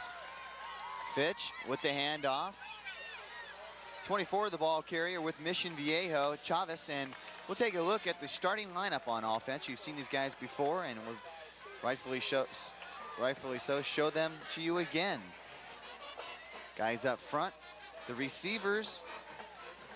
And that just doesn't look right with the receivers, guys. I think we have that wrong. I think that's from last week. Well, here's a golden opportunity for the Diablos. That ball resting on the 18-yard line, and they got the turnover they needed with 9 minutes left in the 3rd quarter. Now they have to cash it in. 2nd down and 11. I'm sure Lewis and Ortiz would be pretty stoked if they're now playing for Mission Viejo. Or would they? There's the bootleg pass, and number 24 open in the flat. Again, Mike Chavez. Boy, I tell you, Fitch doing a great job on that bootleg, Paul. You see the defensive lineup as the press is really on with these guys. The pressure right here with the Wolverines defense, the linebackers. Gersimo, we've seen him for 3 years now. And Nemeth back there in the secondary, along with Singleton, John Hefty, Portillo. Okay, the ball now on the 5-yard line. And the Diablos are going to come out in an unbalanced line. They're going to run right behind that unbalanced line, and the Wolverines are right there to put up a lot of resistance. Jake Fitch, the quarterback with Mission Viejo. Paul, we should probably tell everybody, too, if you've never seen an unbalanced line, it doesn't mean that you have an unbalanced coaching staff. Well, it can in our case, but what they do is they have, instead of just a guard, a tackle, and a tight end on one side of the center, they'll put 2 guards, a tackle, and a tight end over there. 4 players on one side of the center. And you hope that the defense aligns like they normally do, and then they come up 1 man short, but Aliso made a nice adjustment to that unbalance. And here it is again. 23-6, Mission Viejo trying to strike in the end zone. The ball off the hands of the receiver and out of bounds. Coverage-wise, you have Nick Singleton back there. I take that one back. That was just 2 tight ends. Well, I think I'm getting too fancy here, Paul. Hey, you're probably getting it to where they want it to be. Look at Dustin Crane. I believe this ball was intended for him. I think it was tipped on the way there and then just a little high off the tip. So it will be 3rd down and 5 23-6. This is a big play right now. A big play because you'd like to come out of this drive with a touchdown. See if you can cut this lead. Trips to the near side. 3rd down 5, 8:04 to go in this 3rd quarter. Fitch with the handoff. Touchdown, Mission Viejo. I tell you, they did a good job of spreading the defense out by splitting one receiver, going trips the other way, and then they just give the ball inside. Number 12, the running back that time, and that's Dave Gutierrez, and he gets in for the touchdown. Nice play call there by the Diablos. Kerry Crabb with a nice choice, spreading out the defense and running that play. 23-12, make it a tad bit closer. Will they go for 2? We'll find out as they get set up, and I think Fitch is coming right back on the field. Yes, he is. 8:01 to go in this 3rd quarter. 3 minutes and 59 seconds have gone by. They're going to call timeout. Aliso Niguel is going to call timeout because Mission Viejo coming out to run a 2-point conversion. You know, one of the things about when you do that, there's 8:01 left. It's 23-12 now. And, Paul, you'd like to get to 14. Kerry Crabb coming out on the field now to talk to his offense. And, you know, you have a couple of choices here for the 2-point conversion.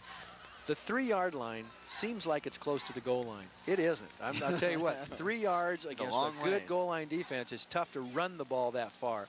So you'll see teams try and spread the field and throw. Well, option's a good play, too. Or something on the perimeter, pitch play, things like that, yeah. Phil, your wife just saved my day. She's going to go get a pretzel.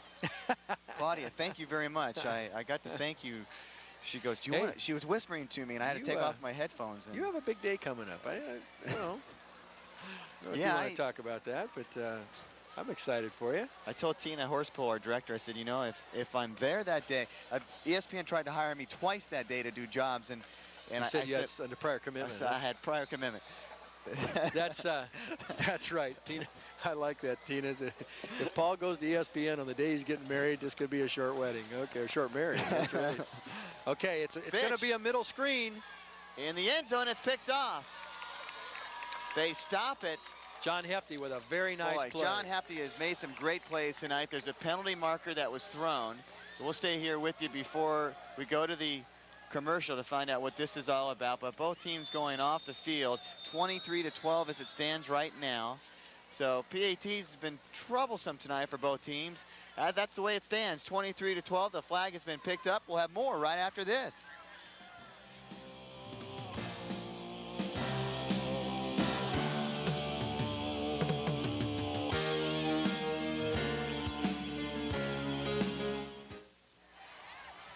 Welcome back to the game of the week. There was a personal foul called against Aliso Niguel. That's what that penalty was, what you saw when we went to the break. And then Mission Viejo kicked it off from, what, the 50-yard line, Bill? That's right. Yeah, it would have been a good time to maybe try a little pooch kick, but they kicked it out of the end zone. So Aliso Niguel with the ball. And Wes Thomas back at quarterback.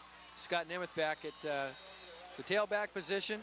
And you can understand why Joe Wood wanted to have Scott there running that offense when they had the ball backed up to their own end zone. He's been there before. He's done it. But you know, that's not to take anything away from Wes Thomas. He's done a great job. So he's back in there quarterback now. An 11-point lead by Aliso Niguel. After this play, we'll check in once again on the sideline. 7:35 to go in this third quarter. 23-12, Aliso Niguel. They have led the entire way. They scored 16 points off 3 turnovers in the first half, but Mission Viejo got a turnover of their own. And as Scott Nemeth turns to the outside, we'll check in on the inside with Bobby Stout. Thanks, Paul. I wanted to update you on Aliso Niguel's player number 41, Corey Chandler. Apparently, he rolled his ankle when he was out on the field. One of the other athletes fell on top of his ankle, and he heard it pop. It looks like it's not broken, though. He does have good mobility in it, and not a whole lot of pain. So the trainer seems to think that it's probably not broken. He'll probably be able to come back. Probably not tonight's game, but maybe by next week. If he's not able to walk by later tonight, or if it does increase in pain, he will be going to the hospital tomorrow, though, to get it checked out just in case there are any fractures in it. One thing, though, they're all in good spirits. Corey even said to one of the female trainers, hey, you know, I'm glad you really taped my foot today, or else it might have been worse. So he is in a good spirits. Back to you. As I take a look at Corey Chandler, he is now flat on his back, taking off his shoulder pads right around the 40-yard line on the trainer's table. So Corey Chandler out of the game tonight, and they will miss this young man who has played a great first half and second half injury, and his ankle is taped up really, really well and with ice and the ace bandage. You see them right there with It's a great picture of Corey's foot. Corey will have to watch. Too bad we didn't have a Jumbotron. He could watch the game from the Jumbotron. Or a jumbo dog. Yeah. Have a jumbo dog. 23-12 right now. This game is really getting interesting. Now they're going to punt the ball away. Mission Viejo have another opportunity. A great punt by Nemeth. 25, the ball carrier right now, Dominguez. Dominguez switches directions. And a good tackle made all the way out to about the 50-yard line. 54 on the tackle for Aliso Niguel, and that is Ryan Herbon. And Ryan, 6 foot, 230-pound senior, and a Diablo hurt on the field. And is it the ball carrier? Yes, he's slow to get up. So we've had some penalties. We've seen a little bit of everything. Penalties, turnovers, injuries tonight. A great field position. And lots of points. Now, you have another injury, too. You had the 58. That's right. That's the guy that ran in the touchdown from That's before. Jeremy Miller. And Jeremy Miller, and he's down, and Randy Bauer out there again. Well, we'll check in with Bobby again after this commercial. We'll find out what is going on down on the field. 6:35 to go. We'll step aside with this injury timeout.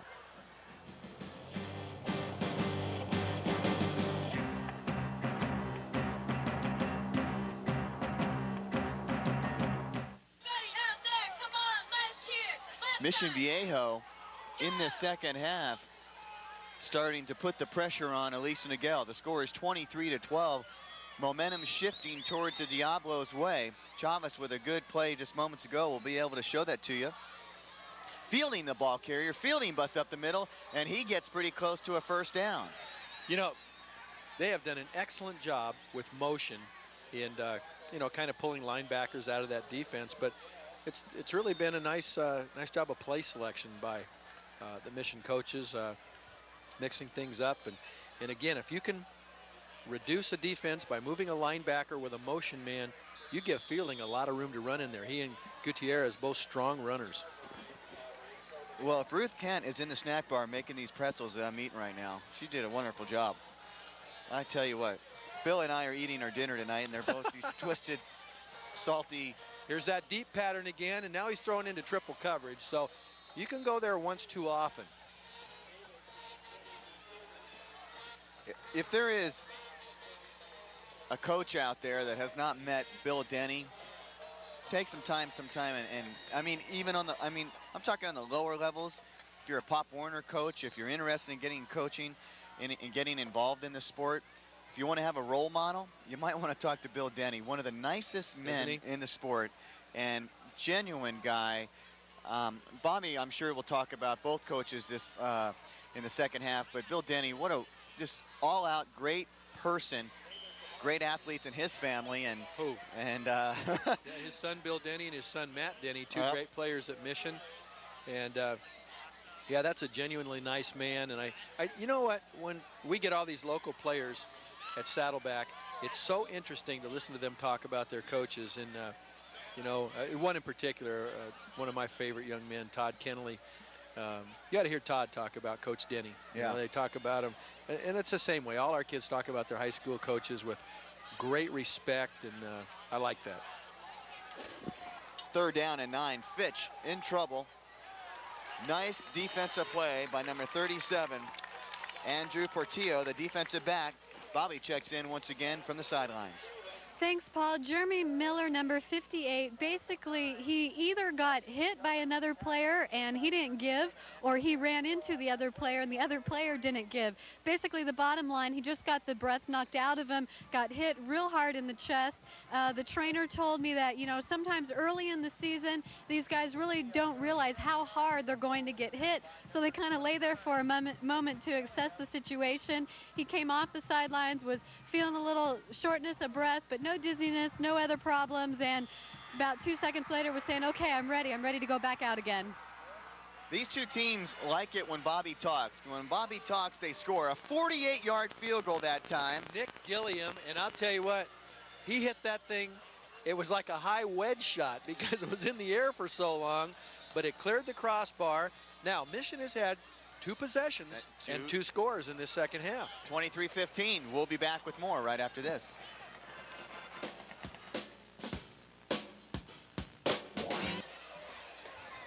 Talking about walking a fine line, in just a moment we'll show you a great return by John Hefty, which puts Aliso Niguel in great field position. Wes Thomas showing that he can run also as he keeps the ball on the end around. And check this out. Look at the tiptoe. The ball stays in bounds, Bill, and he does the rest.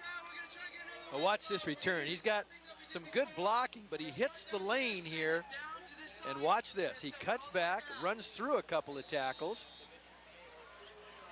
And the only guy that saved his touchdown was number 22, the sophomore again, Dustin Crane. A great job by John Hefty. That stopped the momentum by Mission Viejo. Aliso Niguel trying to get their team fired up for this third quarter, which has gone by really fast. 3:05 to go. Nemeth, the ball carrier, he bangs to the 25. This portion of the Game of the Week is being brought to you by National Transmission and Clutch. They have just opened up in Santa Margarita on the corner of Villa Impresa and Antonio Parkway. They specialize in manual and automatic transmissions.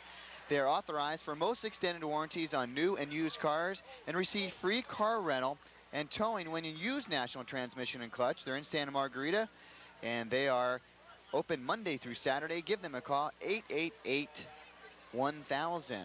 And Bill and I will be selecting the Ballpark Pizza Team Athletes of the Week. And in a close scoring affair like this, it's always tough to do. And Ballpark Pizza Team, proud to sponsor the Athletes of the Week. Each athlete will be given a gift certificate to Ballpark Pizza Team. And Southern California Screen Printing will give away 2 t-shirts tonight, sponsored by them and also Athletes in Motion, to the Attitude in Motion Players of the Week. I'll tell you what, I am more impressed by the minute by Wes Thomas. He's got an excellent arm, and all of a sudden he looks very comfortable out there playing quarterback. And he's thrown some darts. I'm just surprised about one thing tonight, that we haven't seen the ball thrown to Andrew Mashburn more often. Now, John Hefty made a great catch for a touchdown, and he was the target of that last throw. But I think tonight you may see Andrew get it here sometime in the third or fourth quarter, and he's a guy with great speed, and he can be a game breaker. 2:35 to go in the third quarter. Second down and 20 from the 41. 23-16. 23-15, pardon me. Aliso Niguel. Thomas, he's got a man open. Hefty goes up for it. Great defensive coverage by number 21 from Mission Viejo. Jerry Phillips comes over, the cornerback, to make the play. You are right. That's another 45-yard throw by Wes Thomas. So watch this. Sprint out. He gets gets great protection by his line. He's got Scott Nemeth there in front of him. But watch this. He pulls up and throws this thing from about the 48-yard line, and it's going to end up in the end zone. Just a great play by number 21. Excellent defensive play by Jerry Phillips. Otherwise, that'd be another 6 on the board for Wes Thomas. That stops the clock with 2:28 to go in the third quarter. We are rocking here in Aliso Niguel. They enjoy this, don't they? They sure do. Stands are packed. Here comes Thomas, the corner blitz. watch out. They're going the other way. Set up very nicely. Hefty, he gets through 1 tackle, 2 tackles, brings it down to the about the 32-yard line. We'll be back with more right after this station break.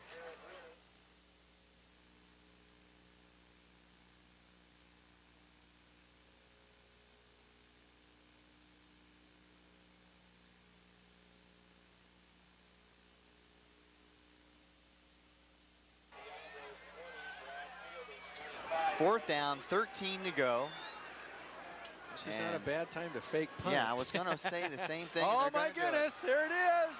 Nice tackle, great tackle. Fumble, but I think the tackle was made, and the ball will be down with number 8, Mission Viejo. Brock Amos saved what could have been a touchdown. And I'm just thinking, with that kind of field position and your punter being a guy named Nemeth, not a bad time. Here it is. They block it, but watch this. If they could have blocked that backer. That's exactly where you want to tackle. Great play. recovered by number 3. Ooh, that could Scott have been Schweer. a turning point in this football game. And they're going to mark it where? They're going to mark it where he first touched down with his knee. I think the turf caused the fumble. So defensively, Mission Viejo has done a pretty darn good job here in the second half. Fitch, hands off. Penalty. Ooh. What a great tackle that time on defense. When you look at the way he comes up, this is Andrew Portillo, a senior 6 foot, 170-pound defensive back. This is the draw play to fielding, and there is a penalty flag on the play. It's a holding penalty against the Diablos, and let's see if they're going to march this off. Yes, they are. Matt Encinas, the official, takes it back, and the ball's going to now be at the 22-yard line.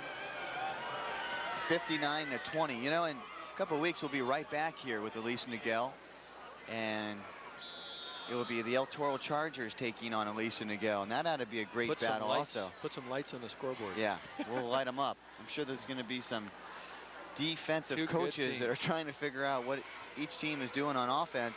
First down, 2 to go, minute 6 to go in this third quarter. 23-15. Middle screen. Oh, dropped by Mission Viejo. That will stop the clock. And Bill, I want to welcome a young man back to the game of the week. He started with us, about 3-4 years ago, I'm guessing. Right now, about 5 years ago, make it. And as we take a look at this instant replay, you see it just come out of the hands of number 14 for Mission Viejo, Alex Perez. Alex will make that play. If they go back to him again, you know it. But Dan Zamora, who started off with Saddleback, great wide receiver. A couple of years prior to that, he was a great wide receiver with Capo, 2 years at Saddleback, and then 2 years off to another school that Bill will tell you about. But they've got him trapped. Now he makes a pretty wise decision to throw that ball away.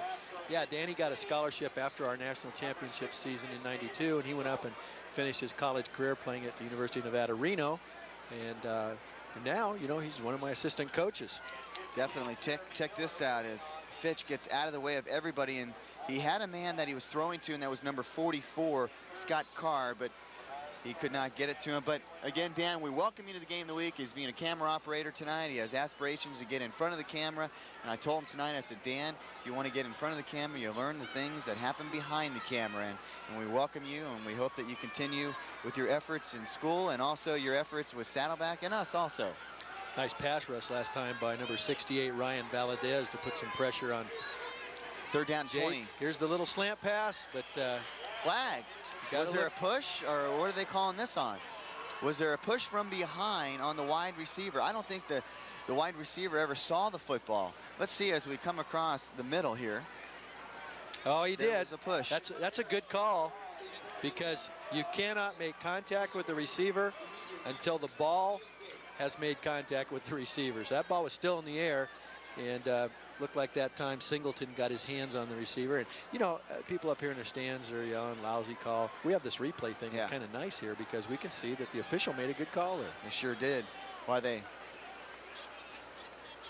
Yeah, Dan Zamora saying the receiver has to look right away. I can think of some times when young Dan didn't look right away, and Tim Snowden stuck a ball right in the ear hole of his helmet.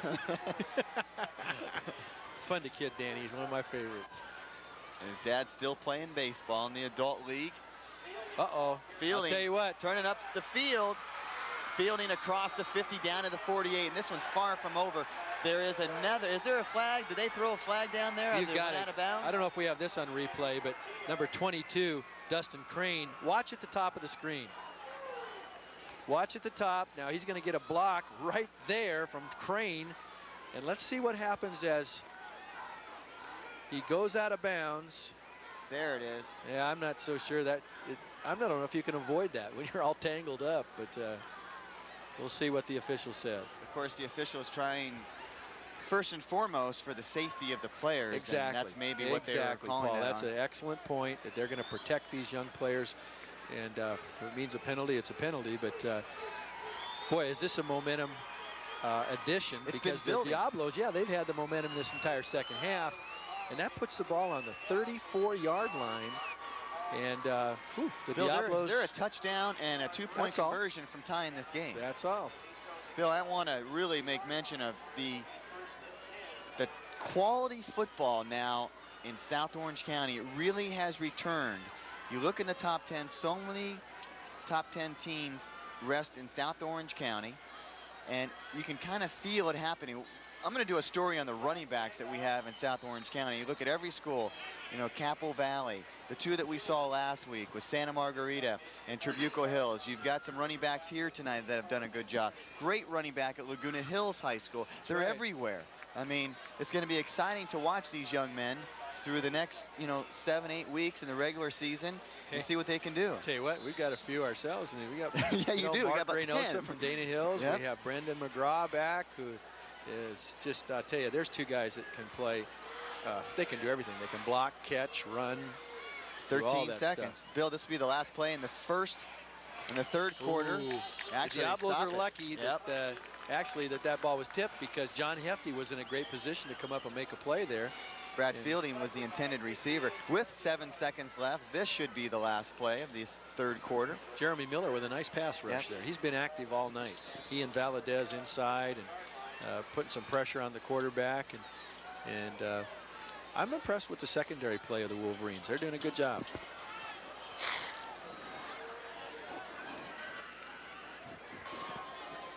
I got to show you the blow your nose button. The blow your nose button. That's what we'll call it. Incomplete. 2.5 seconds left. And really quickly, I want to commend all the young adults that are in the stands tonight, all the people that have come out and supported both sides of the football. There is all this politics going on. You've heard so much about teenage drug use on the rise, teenage crime on the rise. But these kids here tonight, I want to commend them for coming out, supporting their school, supporting what's going on, and need to see more of that. And we're going to see a long field goal attempt. This one will be 48 yards. Well, he has one 48-yarder just a few minutes ago. Nick Gilliam. Why not another one? The kick, it's blocked. So that will end the third quarter on a positive note for Aliso Niguel. We'll have more. 12 minutes to go here from Aliso Niguel.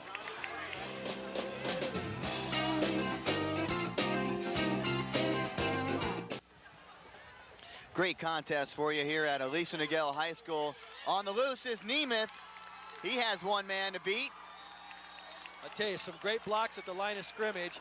They're going to call a penalty here out of bounds, which may add more to this run.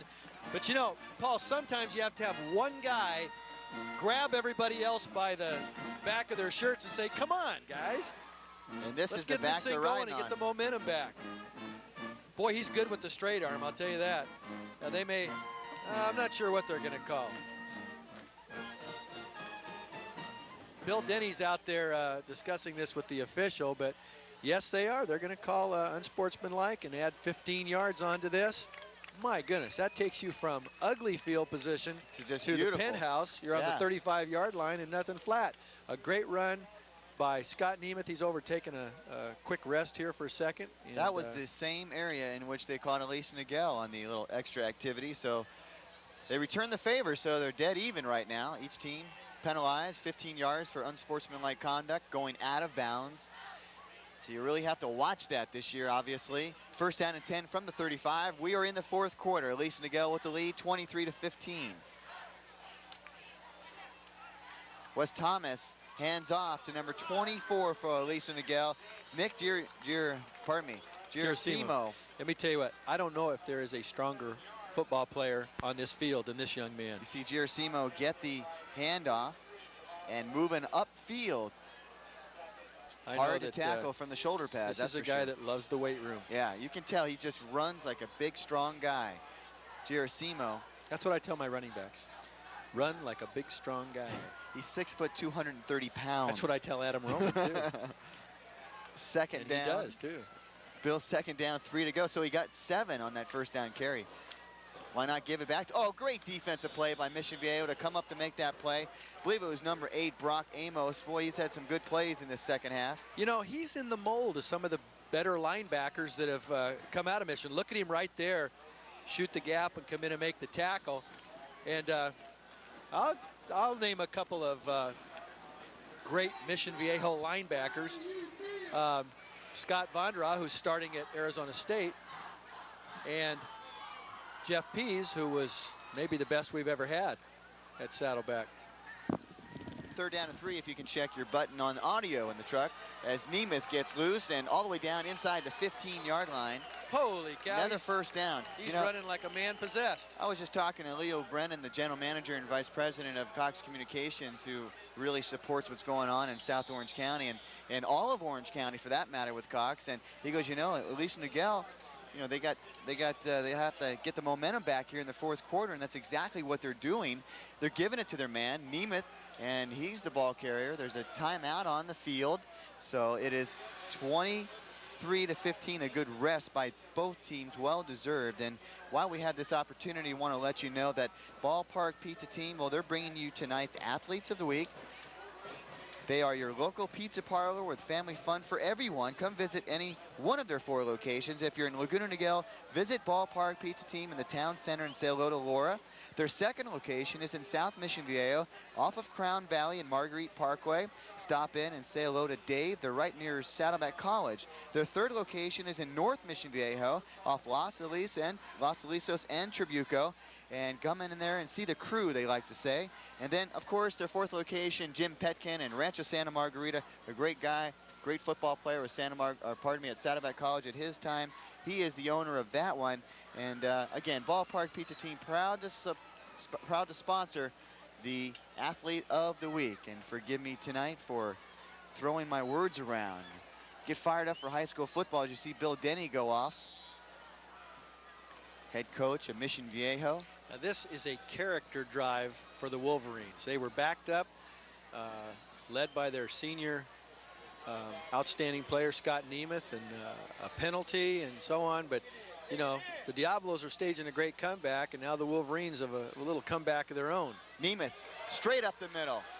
6 more yards, maybe even more on that carry. And Bill mentioned about 5 minutes ago, number 85, Andrew Mashburn. I'm surprised that he hasn't gotten the ball. Nemeth has been the main ball carrier, and that's maybe one reason why. But, Bill, on this particular play, you're down near the end zone. You haven't thrown it to that guy.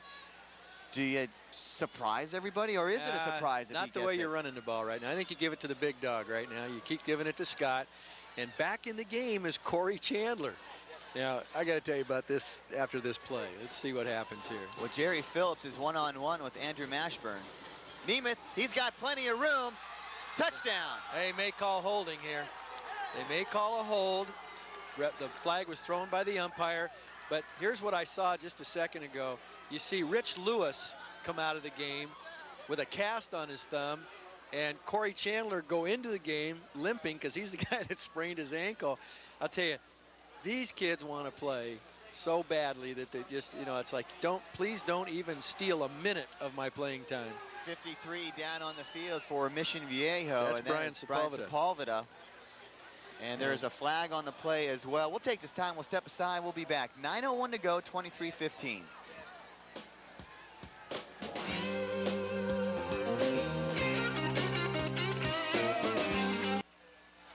Happy to let you know that Brian Sepulveda went off the field underneath his own power.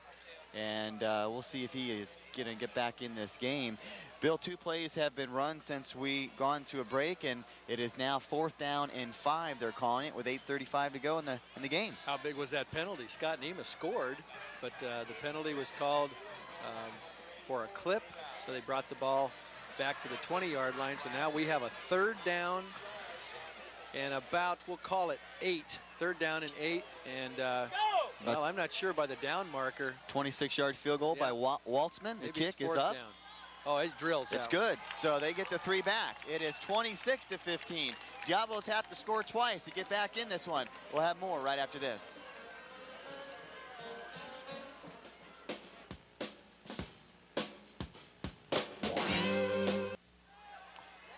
Lapes Athletic Team Sales is sponsoring this portion of the game of the week.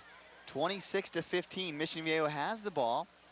It is Aliso Niguel with the lead with 6:45 to go in the game. We've seen a really good contest throughout this entire game. And the injured players have come up. This guy looks like he's offside. As you look down, Mission Viejo, it doesn't matter because Aliso Niguel comes up and really puts the hurt on that play.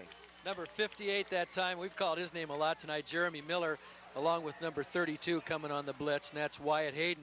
Watch this. Coming up the middle, there's Hayden, there's Miller, and I'll tell you, every time there's been a critical situation like that, and I'm looking down here, I'm thinking Dustin Crane is single covered. I'd go to him. Yeah. Well, you can't throw from your back. So nice bit of defense by Jim O'Connell and the Wolverines. And the Diablos are going to have to kick this. And there's John Hefty back there again. And I mentioned to you, Paul, this is a guy who plays every down of the football game just the way a coach would like to see a guy play. Never plays half speed. And he's going to get this punt and a chance to return it. A good punt it is, and a good return. John Hefty trying to look for the center part of the field. He gets to the 45-yard line, and Aliso Niguel with the ball, 5:38. We go back down to the sidelines as Bobby checks in once again. Wanted to update you on Brian Sepulveda from Mission Viejo. Apparently he went down on his shoulder and fell on it the wrong way. Basically he got a stinger, which is where you hit your shoulder and it kind of does a little damage to the nerves and you can't feel your hands or your arm. You can't really move it. Only lasts a couple of minutes. Matter of fact, by the time I got over to the sidelines, he had full, complete recovery of his arm. It was his left shoulder. He's doing fine now, probably be back in the game if he isn't yet already. Just a little bit of pain. Back to you. And those stingers definitely is a weird feeling if you've ever suffered one. Wes Thomas gets cracked as he gets upfield across the 50. Good tackle made by 45, John Diamore, and welcome to varsity football. Well, I'll tell you what, every minute that this youngster's out there playing quarterback, he gets a little more confidence. He looks better and better. And I'll tell you, you've got to salute Joe Wood and his coaching staff for making this move. You know, Trent Purley not able to play tonight, so you put Nemeth at tailback, and you take Wes Thomas, this junior, and put him in there at quarterback, and he's done a great job. I think Joe's got to be happy with the performance, and he's playing like a veteran right now. And here goes Nemeth, who's playing like a real veteran. Yep, 3-year starter, and he's out and running inside the 20-yard line. So Nemeth has been the catalyst of this team for 3 years, and he has really done a good job. But you and I were just talking about it. You know, what a great attitude to have and say, hey, you know, I'm the starting quarterback of the team, but I guess I've got to move and be a running back tonight and play for the team. And you see Nemeth get outside. And it's all Nemeth from this point as he runs up the field. You don't want any part of this straight arm either. He's pretty good at this. That's a guy who's been in the weight room a little bit too. But, if we can check Paul, our audio once again inside the truck. 5:21 to go. With what you said about this is a team football player. Nemeth once again, Bill, he runs left, he runs right, he runs up the middle. He's pretty much done it all tonight. And they didn't get the touchdown. They had to settle for the field goal, and they come back and now march right up the field again. Give a lot of credit to that offensive line because those guys, and you watch here, you can see he's got Gerasimu in front of him, but he's got a lot of guys, Brett Nelson and Hebron and all those guys up there banging for him. And I think probably the most enjoyable aspect to me of coaching is when you find youngsters who don't care about the I, me part. Yep. They say, hey, what can I do to help your football team in terms of the position I play and stuff like that. So here's Nemeth again, and the tackle made on about the 5-yard line. And hey, we're down to 4:32. Getting pretty close. Well, Bill, every Tuesday during the school year, Prep Extra details the Orange County high school sports scene for both men's and women's athletics, with extra Saturday coverage during football season. They call it Prep Extra, only in the Times of Orange County. To get the Times of Orange County featuring Prep Extra delivered to your home or office, just give them a call at 714-TIMES-OC. That again, to get the Times of Orange County, it's 714-TIMES, TIMES-OC. And we really like to thank them for the addition of the slow motion replay tonight. That's a very expensive machine that they support and they sponsor throughout the football season, which allows us to show you the plays that are great and some of the plays that might decide a game, and we get a second chance to take a look at them. That's a great picture a minute ago of Scott Nemeth down on a knee. You know, as these guys run all over the football field tonight. And, water guys come out and squirt a little water on him and say, let's go again. Yeah, it's ready. I'd like to salute Lisa Balesi and all the people in the pep squad, the cheerleaders on both sides. Mission Viejo's group also, the Mission's band's here tonight, the Wolverine band, everybody's in the spirit of high school football. And I'll tell you what, there's nothing more exciting on a Friday night in the fall than this. 4.5 minutes to go. This could be a deciding score right here if they do get in. Wes Thomas, the quarterback. Now this is an unbalanced line. See the four guys to the right side, and Mission read it pretty well, but that was an unbalanced line. And sometimes what you want to do, Paul, is if the defense kicks over to that unbalanced line, you can run back the other way. You know, your daughter is limping around the stadium with a sore left knee. Moments ago, I looked down at Claudia, your wife, just, you know, two benches down from me, and I see her rubbing her left knee, and I'm going, might be catching. What is going on here? Corey Chandler out there with a bad ankle. There has been some injuries tonight, no question. These guys have bounced back, but there has been guys going down. 2nd and 5. Okay. Thomas. Here's what they do, and again, give some credit to the Diablo defense. This time they run away from the unbalanced line, and with a little quarterback sweep action. The one thing about this, Paul, is if you do not go out of bounds here, and the clock is running, a sweep takes some time. You know, it does run some time off the clock. 3:30 to go, and Bobby, we will check in with you after the score. If there is a score, we'll wait for this and see what happens here, as there is a 3rd down and 6 right now. Aliso Niguel trying. There is Shannon right there. Shannon Cunity. She's limping around on the left. Boy, she's the tall one in the family.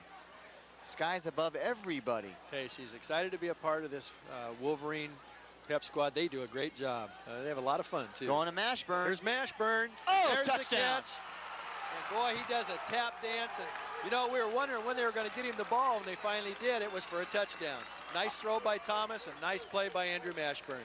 I was just thinking about a team player, and you were talking about Scott Nemeth, and I was thinking also about this guy. Has not made a catch all night tonight. The ball has not gone his way. He's been blocking. He's been doing the offensive scheme, and he comes back, and he makes a great grab for a TD. Look at this pass right here. You couldn't have thrown it any better, and you couldn't have caught it any better. Look at this. Just over the outstretched hands of the corner. Nice little tap dance by a terrific young man. I'll tell you, Andrew's been in our West Coast passing school the last 3 or 4 years. And the snap, the kick. Next year, I'm going to have him be an assistant coach. He's just a great young guy. And the score with 2:57 to go. Aliso Niguel 33. 15 for Mission Viejo. When we come back, Bobby Stout will check in once again.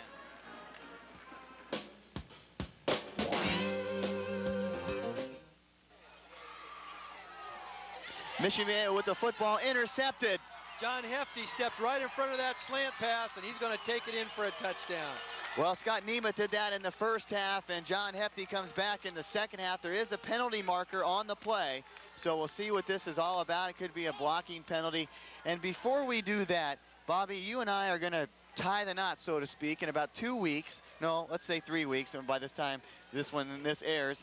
And moments before that touchdown was scored, I was looking after you, and you didn't get hit. Otherwise, you would have got killed. What do you think?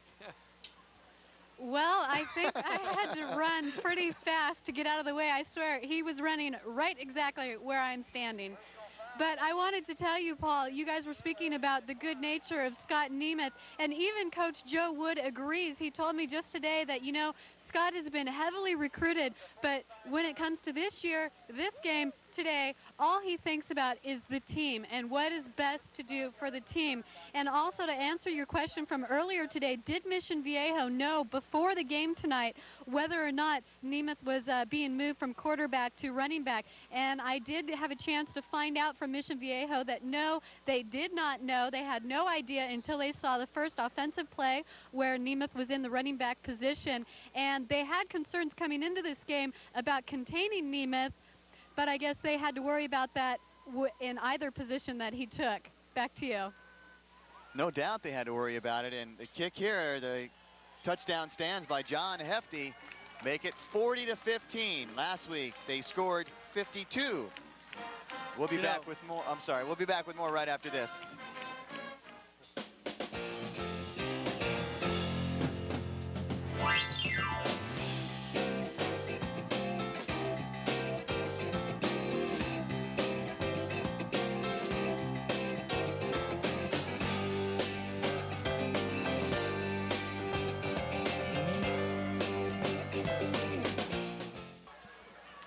Hello, everybody, and welcome back to the game. 2.5 minutes to go, 40-15.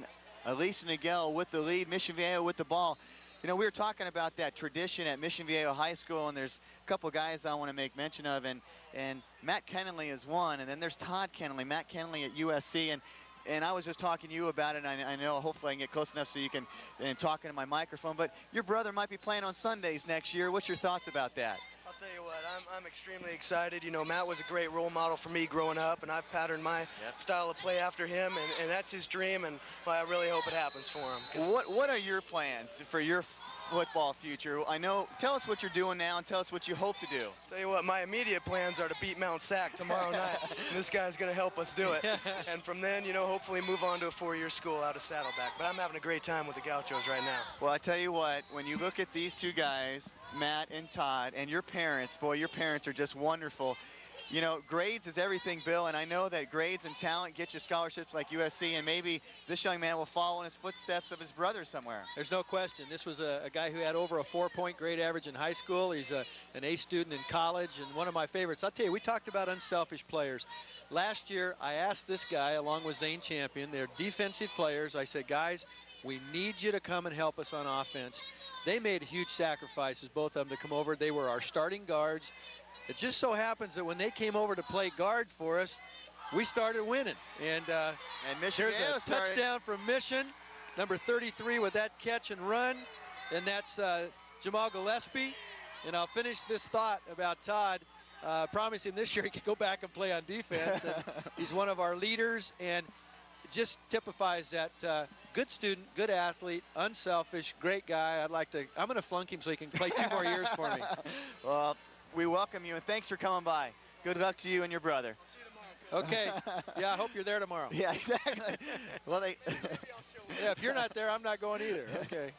40-21, Diablos. I love this. When they put more points back on the board, they show they're not giving up. I mean, down by what they were, and to come back and score yet another touchdown. Congratulations to you young men out there in white, gold, and red. Jake Fitch is going to be a very good football player. What a great play. This young man he's really thrown the ball well tonight. Whoops, we got 2 guys in motion. That's not going to work. And Aliso Niguel most likely will decline this or see if they start to play over again. But 1:16 left, 40-21. It's really been an exciting game from start to finish. I know if you talk to both coaches, you're going to say, hey, you know, we got to stop those penalties. You know, we can't turn the ball over like we did. But this is what the first 5 games of the football season is all about. And if you're a high school football fan, you have to remember that these 5 games do not count towards the playoffs. They're non-league games. You get the cobwebs worked out. It's almost like preseason. You know, you get a lot of playing time. Your stats count. Your touchdowns count. That's right. But it really doesn't count towards the playoffs. You know, one thing that you have to take into consideration, too, this may not sound like a big deal, but this is Aliso's 3rd game and Mission's 2nd game. Now, early in the season, that does make a difference. But I'm going to tell you what, Aliso Niguel's got an outstanding football team. Mission Viejo has improved so much from last year that I think Bill Denny's team, and again, you can talk about this, those are correctable mistakes. If you correct those interceptions, the fumbles, those are all things that you can remedy with practice and concentration and things, because this is going to be a good football team. They've got some real weapons on offense. They play good defense, and I think that when you go back in the film room tomorrow, they're going to look at these things and say, you know what, this is not a case of we can't do it. This is a case of let's correct it, and then we can do it. 40-21. Penalty is obviously declined. They go for the onside kick, which is something you have to do at this point in the game. And Bill and I have selected the athletes of the week and also the Attitude in Motion and awards. And I want to thank both Attitude and Motion Award sponsors, Southern California Screen Printing, and my company, Athletes in Motion. We try to promote as much as we can along with Cox Communications, and we give away, I think it's a pretty cool t-shirt, and I know the kids are going to be pretty happy to have them. Hopefully they'll be able to fit in them. And we only have XLs. We don't have double XLs yet. But football players are working hard out there, and we're going to give away the Athletes of the Week award. And as soon as they're ready in the truck and they let me know, we'll let you guys know. 1:15 to go in this game. Jeff Thompson at quarterback now for the Wolverines. And I know, Bobby, I know you're listening to me, and I talked earlier about this before we left to go to the game, and you talked to both coaches today, and I know that you definitely want to say something to them in giving up their time, and we will be going down to Bobby for a final report. Looks like she has a youngster there, and you guys just let me know when you want to go down to the field, and we'll check in with Bobby. Ryan Devine was the ball carrier on that last play, Paul.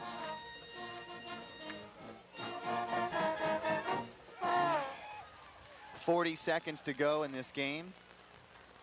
And after this play, we'll go down to the field. Number 13, Thompson, takes a knee. Bobby, as this game comes to an end, the final score is 40-21. She checks in with her last report of the game. Well, thanks, Paul. I just had to get this guy here on camera with me. This is Jared Chandler. He is Corey Chandler's little brother, and he has been following me around at least the last quarter, asking all kinds of questions about the job that we do here. So I finally asked Jared, hey, Jared, can I ask you a couple questions? So, Jared, tell me, how long have you been helping your brother Corey and coming to the football game? 4 years. And would you say that you are his biggest fan? Yes. All right. Well, that's all we had to ask for Jared. Just wanted to say hi from him to his brother. Back to you, Paul and Bill. Bobby, can you hear me? Shake your head, and I'll look down there and see if you can hear me. Lastly, can you say something to these two coaches? We talked about it, and I'd really like to maybe have you make mention of what we talked about before we left, because I think the coaches deserve it. I think every coach in South Orange County or Orange County should hear your thoughts about the two gentlemen tonight. Well, thanks for reminding me, Paul. I just wanted to say to both coaches that they took time out this week to not only send over their starting lineups, but to give me a call personally to speak with me about their teams and questions that I had, and helping me to learn more about this game called football, and especially to Coach Wood for calling me today, which was about 4 o'clock. I think he had just gotten here to the school, because I heard him in the background say, hey, you guys, can you be quiet so I can talk? So I just wanted to say thank you to both coaches and all the schools for helping me out.